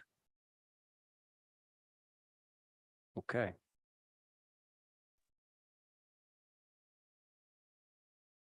Okay, this is tricky. Can you hear me?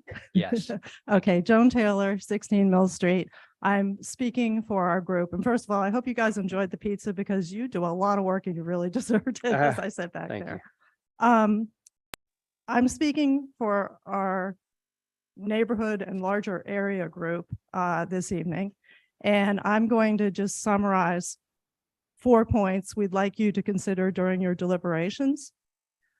Number one, while there are changes that your commission has asked for, the changes are not substantial enough to address the objections and concerns previously expressed. Number two, the fundamental problem that's existed all along with this and still exists in this plan is that the design fights the natural slope of the site. And this is in order to accommodate a house that is simply too big for the context of this specific neighborhood. too complex and out of sync with the historic New England architecture represented throughout the neighborhood. The strategy, number 3, of using repeating, I assume they'll need to be poured, concrete retaining walls to sculpt this lot to accommodate structures is unprecedented in this neighborhood, and I believe in the historic district, and inappropriate. It is hard to imagine plantings in the upcoming landscape plan that can actually mitigate the impact these walls are going to have from the public ways, as viewed from the public ways. Finally, it's worth mentioning in regard to the upcoming landscape plan that this lot currently has beautiful mature trees.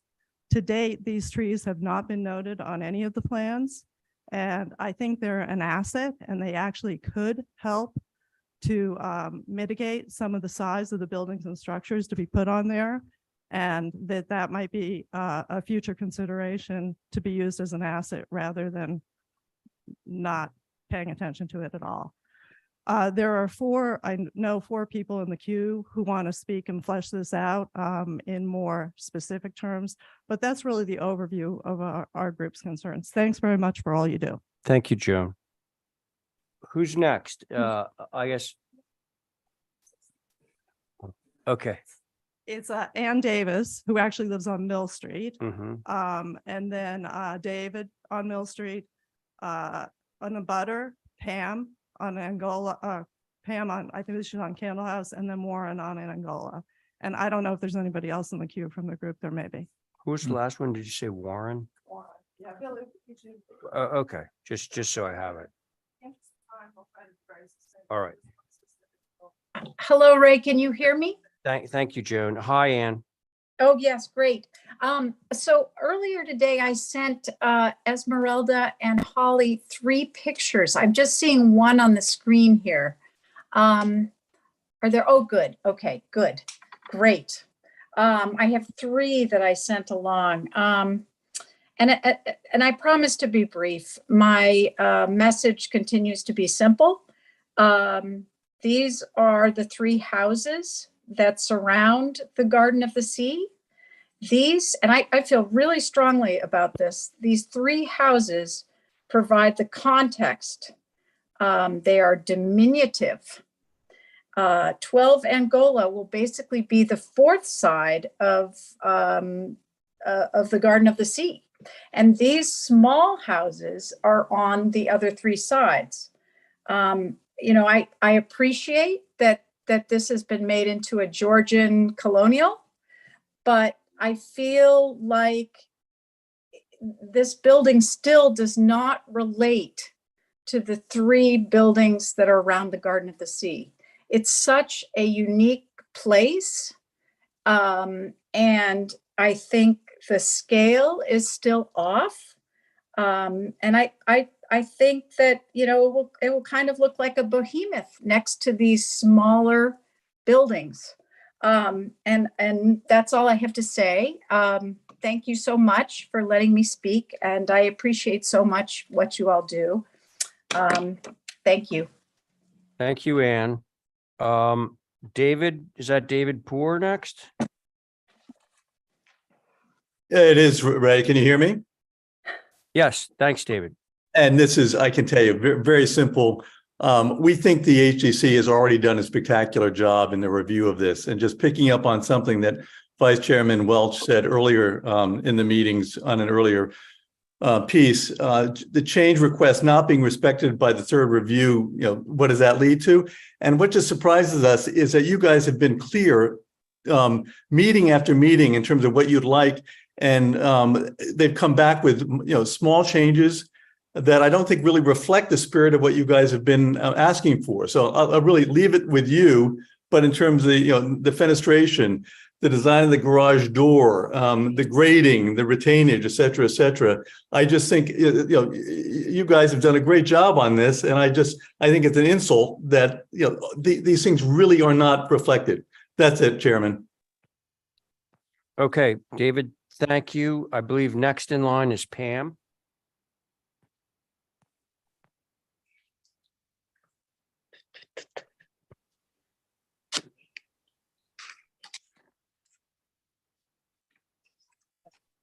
Oh, Pam, you need to unmute. Okay, thank you. There you go. Yep. Okay, unmute. Thank you, Mr. Chairman. I just wanted to reemphasize what Ann has said and what David has said. And as anybody who's visited the neighborhood and the Garden of the Sea, it is a beautiful place. It is visited often. I can attest to that. There are children's groups, regular visitors, visitors to the island, visitors to the Arthur Cooper Memorial, couples and families having photographs, many, many, many. And the intimate beauty of the garden is attributed, yes, to the wonderful land bank plantings, which thank you, Joe, for the heads up. We will help to continue that as well. But it's the balance, scale, and simplicity and feel of the structures surrounding the garden that create the special, unique ambiance of the neighborhood itself. And the proposed house as is, while it could be placed elsewhere, is not representative of this beautiful balance, and I feel it'll be lost. In addition, I want to mention, as I've mentioned before, that I also have firsthand experience with the drainage and runoff issues onto Angola, my property, and the garden. And Joe mentioned the Prospect Mill Street issue that certainly should be addressed and will help in some ways, but that is not addressed by this property, which needs to be addressed. This will worsen with the proposed plan. And that said, thank you for hearing us. And we appreciate all your efforts. And I now think that my neighbor Warren Feldman will speak more specifically regarding some of the ongoing drainage runoff issues. Thank you. Okay, Pam, thank you very much for your comments. Warren, you're up. Thank you, Mr. Chairman. Can you hear me okay? We can. Thank you. Mr. Chairman, can you hear me? Yeah, yes, we can all hear you. Great. Let me just turn up my volume. My name is Warren Feldberg, and my wife and I have a home at 5 Angola. We've been in this home for 33 years. We also own 8 Angola and 4 Candle House. Really do appreciate the opportunity to speak today and the work of the HTC. I know you guys work hard at this, and we appreciate it. I understand the comments that Mr. Tapa made about the drainage, and what I really would like to do is just convey and sensitize everybody to how significant an issue it has been on the street. Water cascades down it. It's gotten worse over the years as properties have been developed, and the foliage that was there that would absorb runoff has been taken down. This issue over the last 30 years just gets worse and worse. I could share videos with you of rivers coming down the street and cascading into all of our yards. I know I speak on behalf of 3 Angola, 5 Angola, 7 and 9. We all experience the same thing. I would ask, as a part of this exploration, that you really focus on how the water management issue will be resolved on the property. Warren, I'm Yes. sorry, I'm gonna have to interrupt you. The HDC has no jurisdiction over rain and runoff. So I'm sure that we all believe that it's a problem, ongoing problem. But that's not part of our purview. I appreciate your comments, although I would like if you have anything to say on the architecture, the design of the house, that would be appropriate to our purview. I share the view of my colleagues on that. And insofar as the architecture contributes to consolidating water runoff, I think that's a piece of the challenge here. I understand your position. I just would like to sensitize everybody to what a significant issue it is for all of us who live in the street. And I'm sure it is. It's just not really part of what we're supposed to be reviewing. It's part of our process. I hope you understand that. Thank you, Warren. Is that it? Or do we have anyone else that wants to speak? That's it. Okay. Mr. Chairman? Yes, Ann, that's other Ann. Sorry, Hi. I couldn't put up, I'm sorry, I couldn't put up my hand because there's a drawing and there's a screen share or something like that, and there's not a raise hand option. So I'm sorry for interrupting. I just wanted to, again, stress how frustrating it is to sit through these hearings and look at the same drawings of the same structure that you've asked twice now to be shrunk, and to look at almost the same retaining situation that you've already asked now twice to be significantly scaled back. And so I'm going to do something I don't normally do, which is make a specific suggestion. There's a bump out at the back of the L on the west side of the house, which if chopped off would leave you 5 feet of a more natural slope.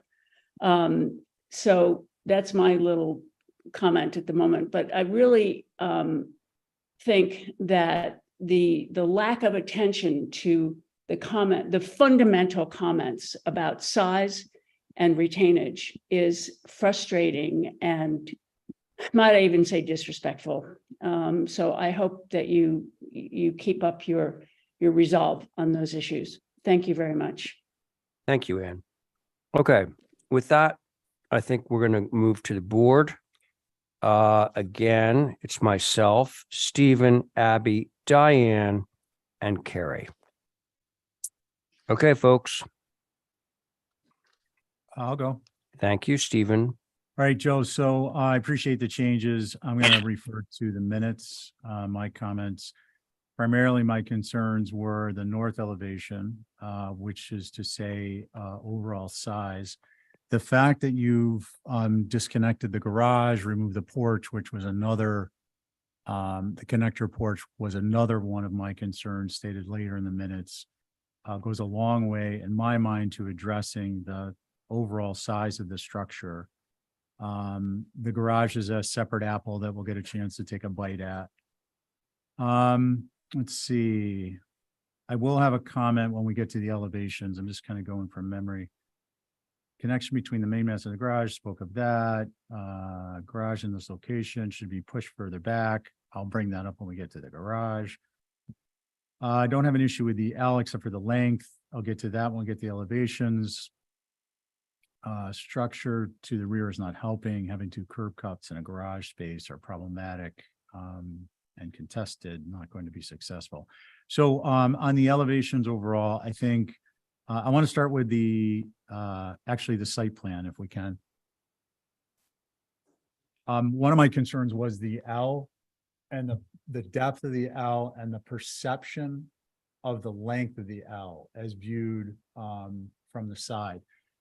And the comment I was going to make is I think it would be appropriate to remove the bump out. I think it would be appropriate to turn that end of the L to a hip roof, thereby changing fairly dramatically the perception of the length and actually changing the length.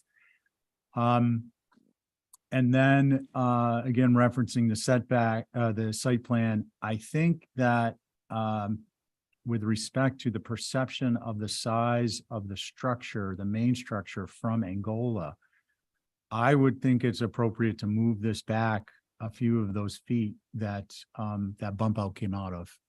And I think that for me, those are the primary concerns, with one other, which I think is relatively simple address. Can we go to the proposed north elevation and drill down to the proposed? Yeah, one more. So Joe, I think here what I'm looking for is, we spoke about this with 60 Hulbert, is a top plate header on the second floor. You're going to pull a few inches out of the height. Shouldn't be detrimental to the program.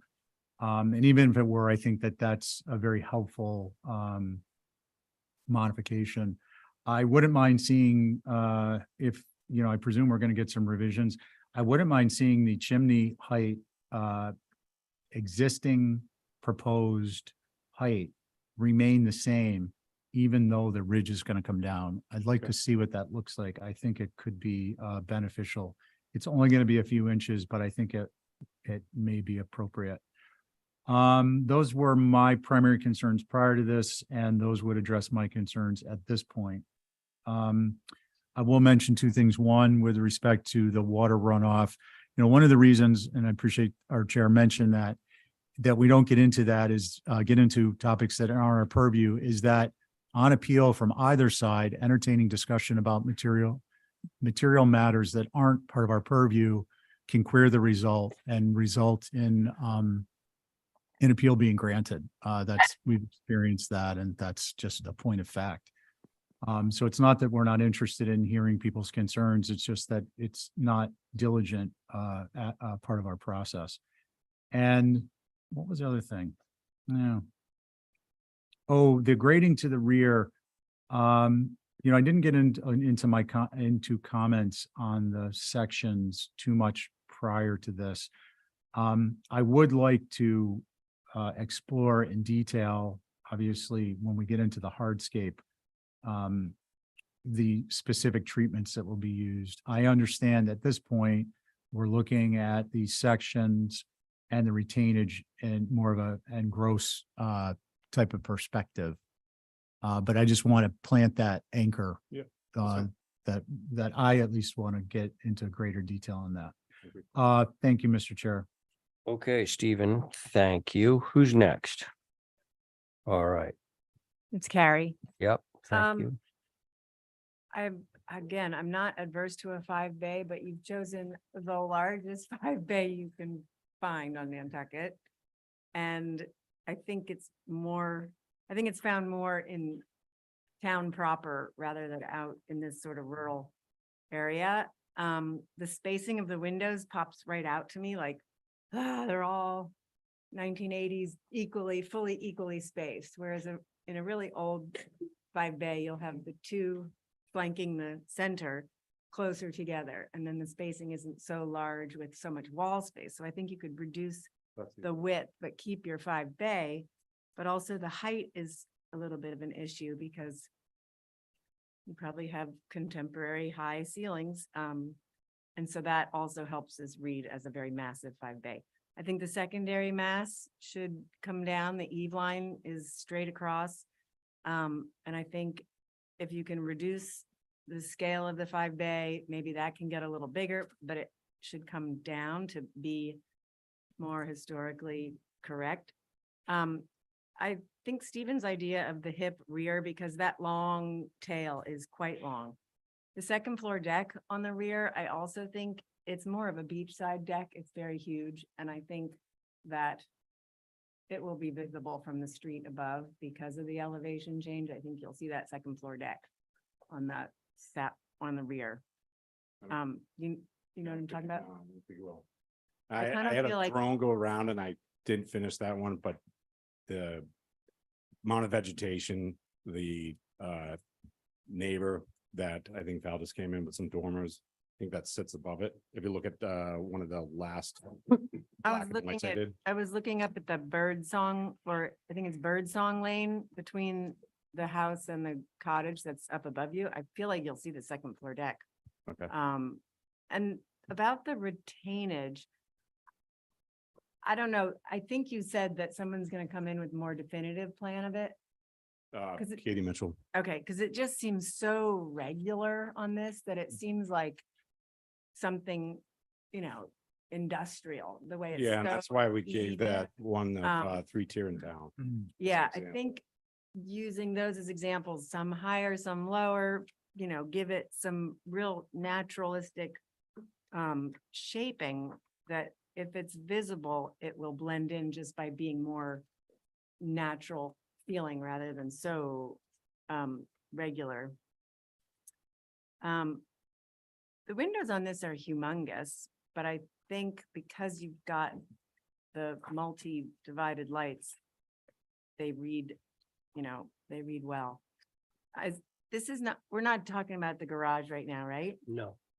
Okay, I think that's it for me for now. Thank you. Okay, Carrie, thank you. Let's see. Abby, you ready? Yeah, So I think most of the problems are stemming from starting with the 5-bay. This is a house that looks more appropriate for Main Street. I think it more appropriate would be a 3 or a 4-bay with additive massing. The direct neighborhood across the street are much smaller in scale. Definitely reduce the wing going back towards the bank. Reducing that would mitigate the landscaping issues. I think the light wells on the front of the building are a bit modern and inappropriate for a historic area. I think basically, besides being, starting with a 5-bay, I think the development of this small site it's overwhelms the size of the lot. And I'd like to see some serious changes made in the revisions. Thank you. Abby, thank you. Diane, it's to you. She muted?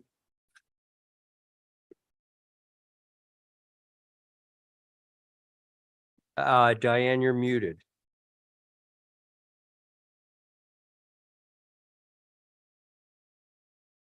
Diane? There we go. All right. Doesn't to unmute. I don't know why. The building is too big. The building, we've said from the beginning that it's too big. It's still too big. A 5-bay is too big down here. This is about twice the size of the existing buildings, which is a little street. Why do we have to keep asking for it to be reduced, and it has not been done the whole time? It needs to come in shorter, less wide, not so busy. The garage is fine being separated, but I would like to see some cross cuts so we see where they're putting in the walls and where it's dropping down to without having to put in walls. This has to be more put out there to see. I think we've had it enough time that we should be able to see something. The L out and back, which I appreciate going out and back and getting some one-story buildings in there, is too long. On the west elevation, I think it's the west, the lack of windows on that side, you're going to see the west elevation going Angola towards the pony field, or any turn that you make, you're going to see it. I think that could be better put, and the long eave be shortened and not make the building so big all around. That's what I would suggest for now. Thank you. Okay, Diane, thank you. So my comments are, I agree. It sounds like you're kind of dead set on the 5-bay. If so, it needs to be narrowed up and dropped in height. I'd rather see a greater proportion of the front facade, also known as the north, be given over to the side wing. And I think Carrie was the one that made the point of dropping the eave there. Good point. Also, this rear L, interestingly, is very long and it's also single story. And what if it became a story and a half and you took some of the burden off of that L and put it up above? You started down this road and I think it's a good path to follow. Just do it a little bit more, stepping up the rear L so that the landscape can, or the building, what side? What side? Excuse me, Joe. What side is the back? The back is the south. So sorry. We want to get that further away from the property line so that you can have less terracing and more slope. So reducing the length of the L, and I'm just suggesting going up as one way to accommodate the program. But I wish that the 5 bay would just get smaller. If you're going to stay with the 5 bay, I would certainly prefer to see a 4 bay there. Those are my comments. Can I supplement mine? Yes, please. Thank you, Mr. Chair. I guess I just want to reiterate, I'm vibing off what Carrie said. I think there's some important points she made and the chair supported with respect to the 5 bay and thinning it up. Asymmetrical layout of the windows, I think is more of an historic, appropriate historic treatment. And a little more steeps this in a little bit more character that's appropriate for that area and less formal. And drop in the eave on the secondary mass further than just the top plate header along those lines. And I just wanted to be clear for your purposes and for the minutes. No, that's great. And I mean, I liked your suggestion of getting rid of that. We'll call it, it's a tub bay, but I can get rid of that. I can hip that roof. So that will take about 5.5 feet off the overall length. I think that was one of the abutters, but I Well, like, you did the hip, but yeah, I actually, I don't mind. I think you said come back a little bit more. yeah, So I would get rid of that to accommodate. So come back a couple more feet, but I mean, in the neighborhood, I just want to point these out really quickly. Like 12 Angola is 48 feet by 72. And I'm 40 and the 1800 house is 38 feet. So I'm not far off. So I'll work within that. But 3 Mill Street is 40 by 75. 5 North Mill is 54 by 72. 8 Mill is 52 feet by 66 feet. So I'm not that far off. And that's why I was taking those cues in that length and having the rear L in the back. But I can help and take off about 5.5 feet. And then move it back a couple of feet. So, okay, thank you. and then the windows and stuff. Yeah, I agree with all that. I think it's a great suggestion. Okay. Joe, thank you. So should we move for some revisions here? So moved. Okay, Stephen has motioned for some revisions. On that motion, Carrie. Very good. Diane. Aye. Thank you, Abby. Aye. Stephen on your motion, Aye. and I'm in favor. Do we want to review the garage? You want it to track? I think so. That's Yeah. fine. Okay, yes, I agree. You all right with that, Joe? Yeah, that's perfectly All fine. right, so we're gonna track 12 Angola garage, folks. You wanna do the Just landscape as well? pending, Yeah. the way things are worked out with the width of the width and location of the main house.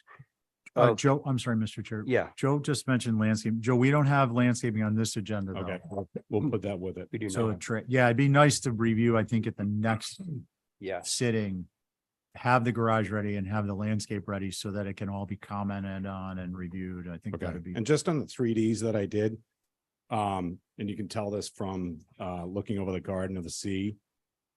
When you look at the first one, the Pony Park, the 5 bays there, it's almost invisible. If I brought it into Photoshop and shut off that layer, that house is there. So just let you know, and all the Right. 3Ds I did, the both structures there. So, but I'll revise that and come back with revised. Okay.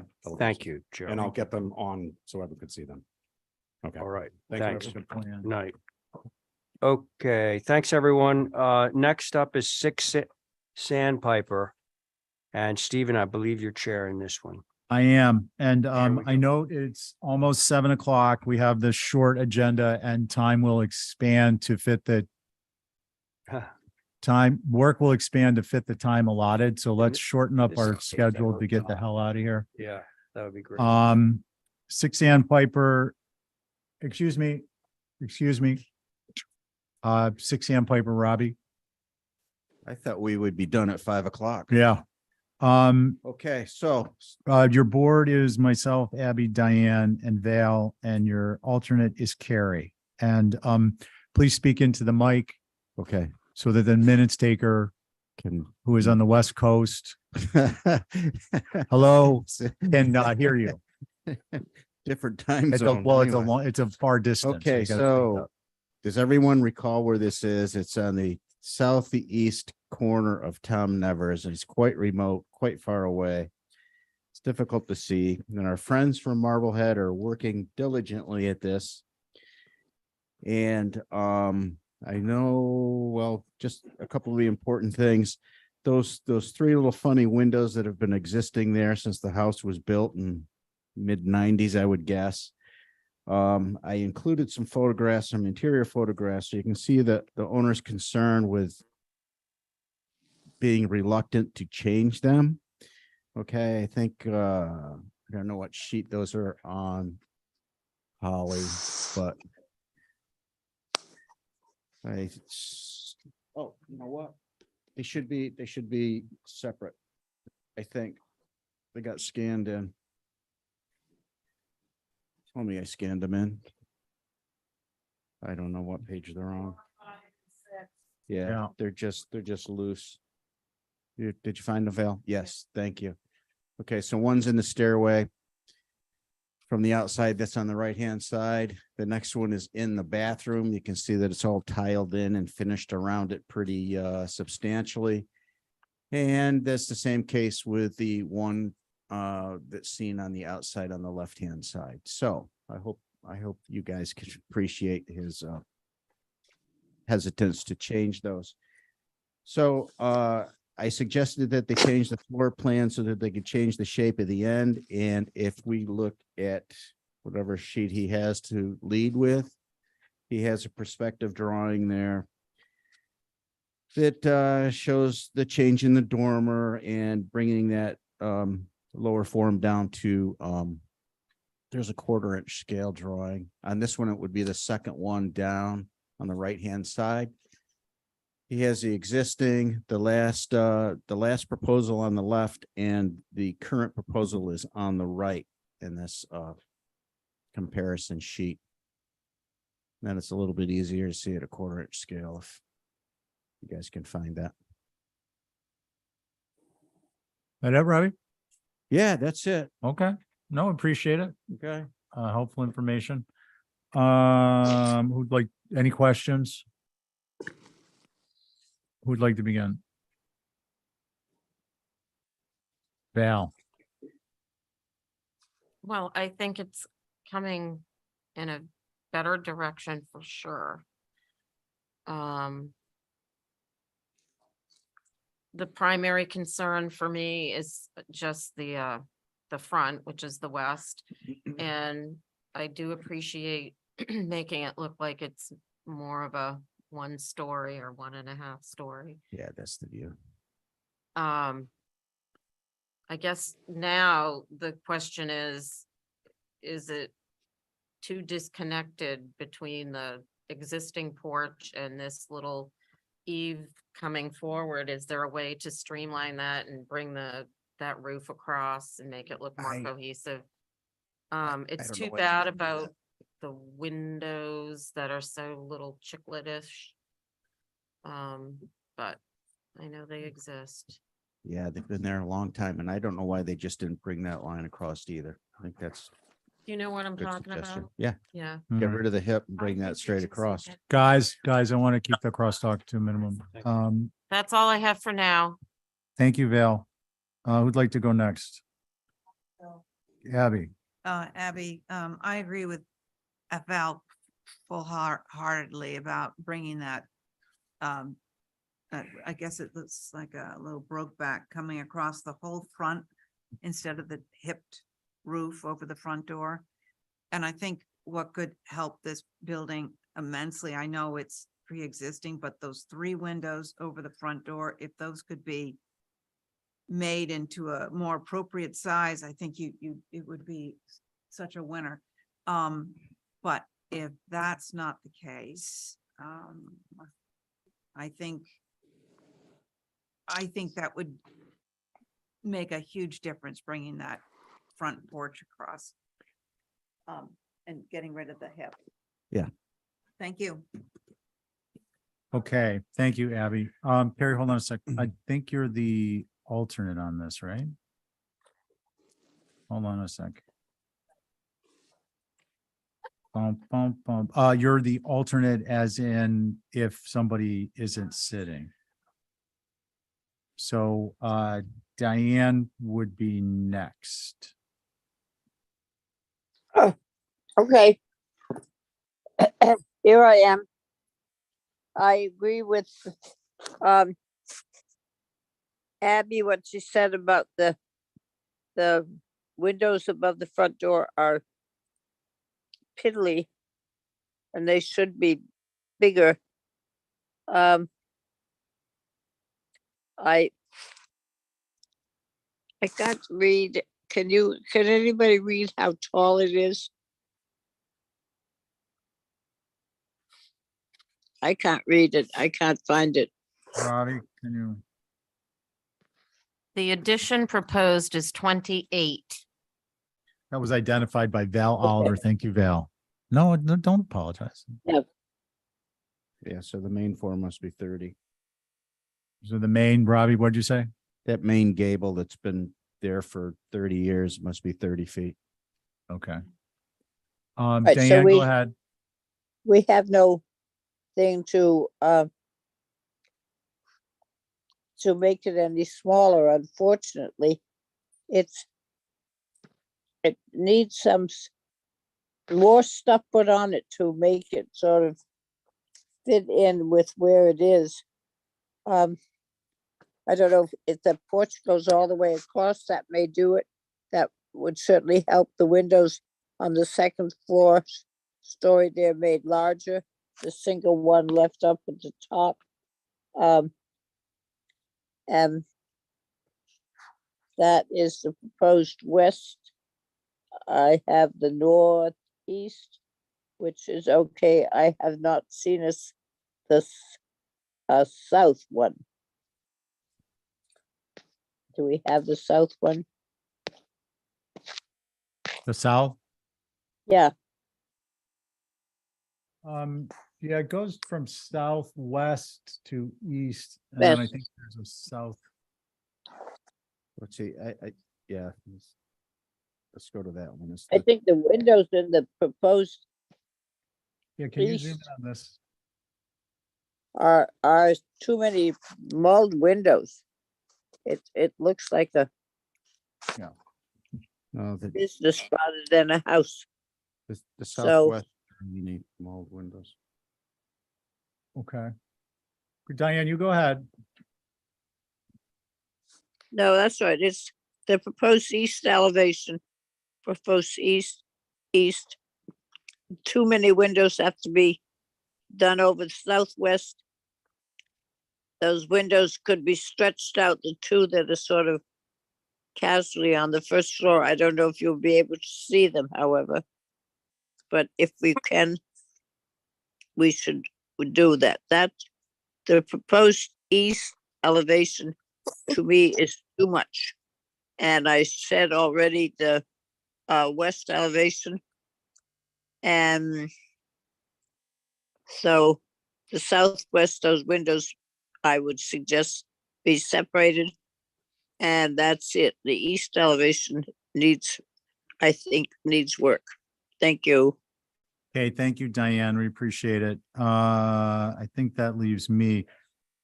Robbie, just on the cardinal points, can we just have these all changed so that they're either northeast, southwest, or northeast, west, southwest? They're the ones that are labeled west and east. It just makes it confusing. If you don't mind passing that along. Sure. If we're gonna do half points, let's do them all half points. Yeah. You know what I mean? Yeah. Look, the existing windows on the proposed west, what's labeled as the west elevation, are obviously a point of concern. They make that gable look much larger than it needs to. And I think that the overall scaling of this is that the gables are perhaps larger than we're accustomed to, and your window sizes need to be increased to help change the perception of the scale. Unfortunately, that's going to make the, those windows on the west elevation look even smaller, almost barn-like, but, those are my thoughts on that. I agree with the concept of extending the, that porch roof, make it a shed roof and connect it to the addition on the right at the rake and make it planar and extend it over to the left, the full width of that gable, if not further. And, I think those are my comments for now. Noting a lot of this is only going to be visible on the first floor. I think no matter what we approve here, we're going to want to include something we rarely use, which is that the vegetation that exists should be maintained from time of inspection, from approval through inspection and thereafter. Yeah, could we just look at the photographs that I Yeah. included? And I took these back in April, I think. Yep. Can we go to the images from the street? Yeah, so, the east elevation, you can't see from, you'd have to be out in the ocean, which is quite a ways away. Yeah. That photograph with my van in it, the top left one, was taken from the cul-de-sac. So you really can't get a decent straight on view of this funky gable with those three little windows in it. They've been there for whenever the date of construction is, I bet the mid-90s. And I hope you could appreciate the guy doesn't want to dismantle the two bathrooms. The windows are all tiled in and fit and trimmed, and I mean, Yeah, they've Robbie, if been I there a may, long time. if I may, Sure. I think it's going to be a point of contention over the course of this through the approval. They're existing windows. We understand. I just jumping on that bandwagon, Okay. articulating that they're a concern, but I don't think, anyone's going to hold it against you that they're existing. Okay. But it's not really our place to do that. Okay. But otherwise, you feel pretty clear on what it is where the consensus is looking for. Can we just clean up that front porch and get that line to come all the way across? That'll change the scale of the front. Yeah. As Val pointed out. I think there's consensus on that. There's maybe some consensus on like looking at those windows to see if there's some way to change the perception of the size of the addition. Just take a look at it. Well, my problem is I'm not the guy looking at it. I'm just. Well, I know, standing here, so, but either, or send him on in so we don't have to go back and forth. That's all. How about if I suggest they change the middle window? Oh, I was referring to on the new addition. Oh. The dormers look oversized. They're very large and because they're trying to, your gable is working off the size of the existing gable, which is oversized. Yeah. And then the dormers are, I think, keyed off of the size of the gable. Yeah. And that makes those windows look smaller. So if you can get a middle window on the west elevation, I'm all for it. Take a look at the window. Maybe if that size can be tied into slightly larger windows on the dormers, I'm for it. I think the comments that were made are primarily revolving around the porch. And then Diane had some comments about ganged windows and fenestration overall in addition. I know they Val? didn't bring that. I think that it was unclear and Diane was looking at the existing ganged together windows, but Okay. that was just my perception. Okay. So we are, actually, if you give me one more moment, Abby, I'll get to that point. Do we have a motion? What, the motion to hold for revisions? For revisions? Yeah. Yeah. I think we want to see one final pass at this. You got the. It's okay. Motion motion to hold for a few revisions, minor. For the porch and look at the windows. In the Okay. dormers. And the dormers. And Val? Just have a question. Looking at the site plan and the way it's facing, the front is facing the side, and now this addition will block sort of the front Yeah. So is there any merit to, don't kill me, I wouldn't. putting some sort of a door on the south, what's labeled as southwest, which is what we're really gonna see, that new oversized gable, and making that appear as the front, and then the less than optimal gable is a side view rather than a front view. May I respond? Yeah, Just, I just, for me as a commissioner, I don't see the merit in it, given the screening. okay. So I think really what we're gonna see behind this is if we see that porch roof modified, that's gonna be the anchor. That will change the overall perception of the proportions. Yeah. The windows are dressing on the side. Yeah. That's just my belief. Okay. Thank you. And I think that's kind of a consensus view, is that porch needs to be changed. Yeah. So we have a motion. Abby made the motion. Abby, on your motion. Aye. Diane, And I, Val, Aye. 1, 2, 3. Oh, sugar. What? Carrie, I'm so sorry. You should have sat on that. I apologize. I don't know what I was thinking. Would you like to vote? No, I would have suggested something, a whole different way of doing it, but no, so I think I should just stay out. Okay. Can we hear?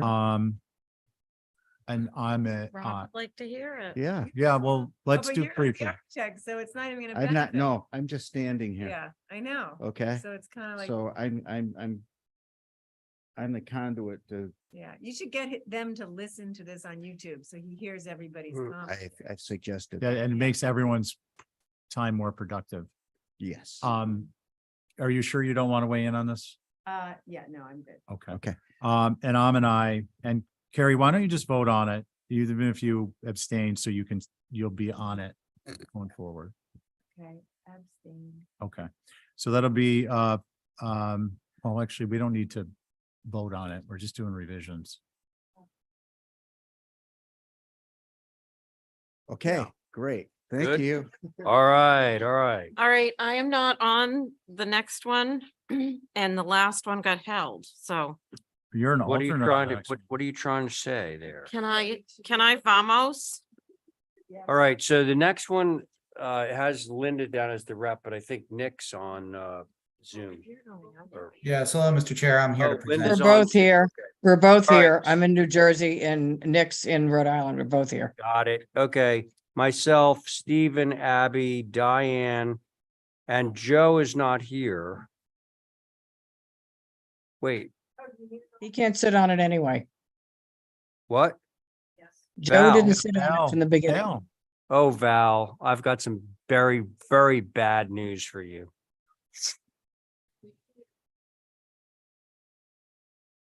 He shouldn't be, but Joe shouldn't be on this. It started way before Joe getting on, I Come think. on, we're gonna make short work of this. Hopefully you didn't buy any eggs. So who's here? Steve, No, the only Ray. person who's not here on your board is Joe Paul. Abby, Diane, and, oh, here comes, and Val. Okay. Well, Val wants to go. Well, then just approve it. I got this feeling we're good. Okay. Val, go ahead. Go ahead. Dismissed. Wait a minute. I don't want to go with 4 members. I don't. Oh, This has been going on too long. all right. I looked at it. Are you okay with it now? Who, me? Yeah. You know, the revisions that were requested last time were not too onerous. And my own It's view. now smaller than half the houses on the street, by the way. All right. Look, Linda, my advice to you and to Nick would be to proceed. And if you don't get anywhere, if you don't get an approval, well, you just have Val Oliver read back in. Or have Joe Paul, because Val's not on it at all now. Okay, I agree. Let's proceed, Linda. let's go. I think that's a good idea. Thank you. All right. I'm gonna let's let move. Nick, I'm gonna look, everything is in the file. Nick did give you a streetscape, so I'm gonna let him tell you what we did do. It is now, just so you know, the square footage on the ground is less than half the houses. It is not as quite close to the street as half the houses. The one that has the double lot happens to be next door to us, so that's not dispositive of what's on that street. Every picture of every house on the street is in the file. We presented them in the past. It's a simple little 4-bay, and I know Holly has been in favor of it from the beginning. So I just let Nick tell you exactly what we ended up doing, but you'll see the thumbnails on the left as to where we've come from. Right, so if you could go to the previous page real quick, I'm just going to walk you through the revisions quickly here. So as Linda mentioned, the focus was reducing the scale. So from our original submission, we were at almost 1,700 square feet and 39% coverage. We are now at about 1,400 square feet and 34% coverage. 14 Quaker to the left is at 1378. 21 Quaker across the street is at 2520. So we feel like this is more appropriate and fits in better. Aside from that, if you go to the next page, please. We took the advice of the board and basically stepped the rear facing gable down 3 feet from where it was previously. So now it's 5 feet total from the main gable to the rear facing gable. This also dropped the eave line, which I think significantly reduces the scale of that additive massing in the back. We introduced some shed dormers to recover some ceiling height in that back space. Lastly, we simplified the 1-story additive mass, which you can see on the east elevation. The previous iteration to the left there, we had a gable kind of tied into a shed roof there. So we just sort of simplified this, and which I think helps. And then also the fenestration on the east elevation was a problem. I think from the last submission. So we kind of took a look at these windows here and just sort of clean that facade up a little bit. If you go on to the next page, the rear elevation is really not seen at all. It's not visible at all. The west elevation is also not really visible at all. Just the sort of front mass is from Vessel Street. You can see that from the side a little bit, but then the building steps back in the back there. So none of that would be visible either. So those are the revisions from the previous iteration. Thank you, Nick. Holly. Thank you, Mr. Chair. So again, this is a infill within the OHD. Yeah. Revisions are appreciated. The small shed addition on the east, I think, is more appropriate as seen from the north. The door could be relocated on the side versus straight on. Appreciate the drop in height of the second mass off the main ridge. That's awesome. More appropriate. The flush dormers, while not my personal favorite, would be more appropriate as a single window, I believe, and not ganged. Also, the meeting rails must align. They look a little off. The chimney should be a little taller with corbelling. Appreciate that it's not faux in the OHG. That's awesome. A usable chimney. And then appreciate the chimneys. Appreciate the changes overall. I do notate, and I think I mentioned this before, that the application asks for SDLs within the OHG. I wouldn't look too favorably on that. And those are my comments, Mr. Chair. Thank you. Holly, thank you. Mickey. Do we have Mickey? Yes, sorry, I was muted. Okay, so the massing is certainly better. We would have preferred a 1.5 stories, but there it is. Definitely the chimney should be taller, and the windows should, as Holly mentioned, also be TDL. And that's it. Thanks. Thank you, Mickey. All right, board members, I'm ready. go. I agree about the chimney being bigger, except especially viewed from the north elevation. I think that the left-hand shed, that 10 foot of shed, should be taller. It looks a little squashed and sort of squeaked in there. I think the front door surround should be embellished somehow, like with trim detail, or I'm not sure if it gets some side lights, but it needs to have a little more, like, I'm the front door and I'm in the historic district. And that's all I got. Thank you. Abby, thank you. Diane, you ready? Stephen? Yeah, I'll go. So that I just want to point out, not to be too particular, but the chimney in the north elevation is actually drawn shorter than it is in the east elevation with respect to the ridge by Definitely. at least 2 courses of brick. Yeah. So I think that needs to be changed, but then I still think it needs to be another couple of courses taller. Taller than the east elevation. Taller than the east, and you're gonna need it to be a minimum of 3 feet anyways for your building code. If this is a real fireplace chimney. It is. I appreciate the changes. I still think it's a little oversized given its proximity to the street, but I think modifying the frontis, as Abby was saying, could help change some of the perception of it make that small front door trim package. I think could be broadened out in a informal way, detailing in order to change the perspective there, or the perception of that front perspective. Those really my primary concerns. Thanks, Mr. Chair. Thank you, Stephen. Diane, are you with us? She muted? I Diane, don't you're see her muted. anymore. Is that Diane? That was, You There still it see is. her? Can you hear? There she is. On Right. the east elevation, the two dormers on the left-hand side, they need to be brought down enough to do the meeting rail across those windows.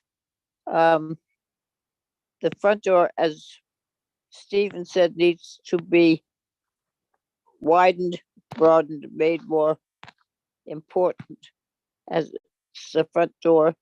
The chimney, as you see it on the north elevation, should be made taller. And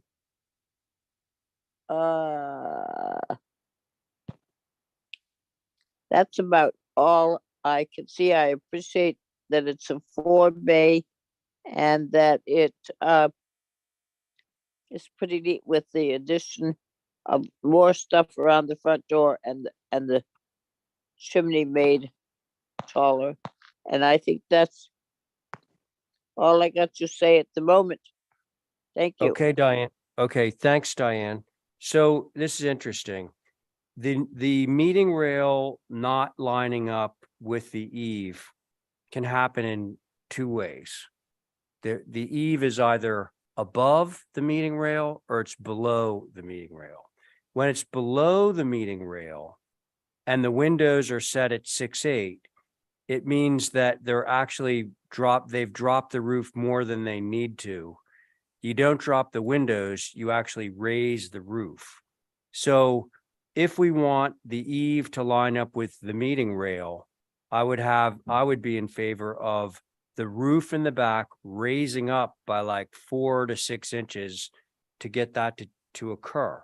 Now, in so doing, the shed that Abby mentioned on the side can now get a little bit taller, because the whole reason that that's as low as it is because it's hitting the sill of the windows above in the dormers. So I think that you could accomplish both just by raising the back roof. Now, I think that the front door, all it needs is a little bit of more ornamentation. This house reminds me a lot of that coffin house that's on Orange Street, going down the hill out of town on the right-hand side. I think it's red clapboard. You know that coffin house? It's You're got talking a about Steve very, Bender's house, very Steve Bender's house. simple frontispiece. And this front reminds me of that a lot. So I think that it's allowed to be simple. But simple, but having a nice detail to it. That's all I think it really needs. Those are my Can we comments. do this through staff, Mr. Chairman? It took us a while to get I- back I because of the think- minutes. Linda, I think so. I don't want to speak for the board, but it sounds like we're, seriously close. I would not mind writing it up. Okay, at I'll all. make that. Before you make your motion, Okay. there is one thing I didn't see in this package, was that a fenestration page, windows and door schedule. I didn't see that. No We'll window. submit doors? that. I didn't see it. Are they Okay, good. PDLs, Linda? Sorry, Holly, it's on the floor plans on sheet 8. Okay, thank you.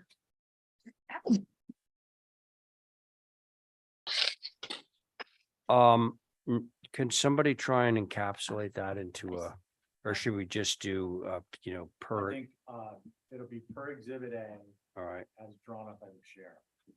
Okay. Oh, wow.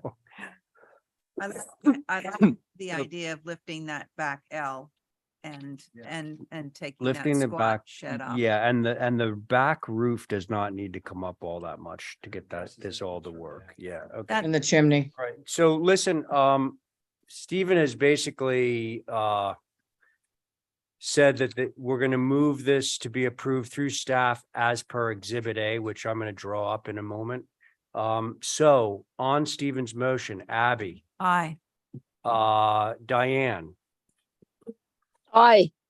very good, Stephen, Aye. and I'm in favor. Okay. Thank you. Yeah, thanks. Thank you, board. Yep, thank you.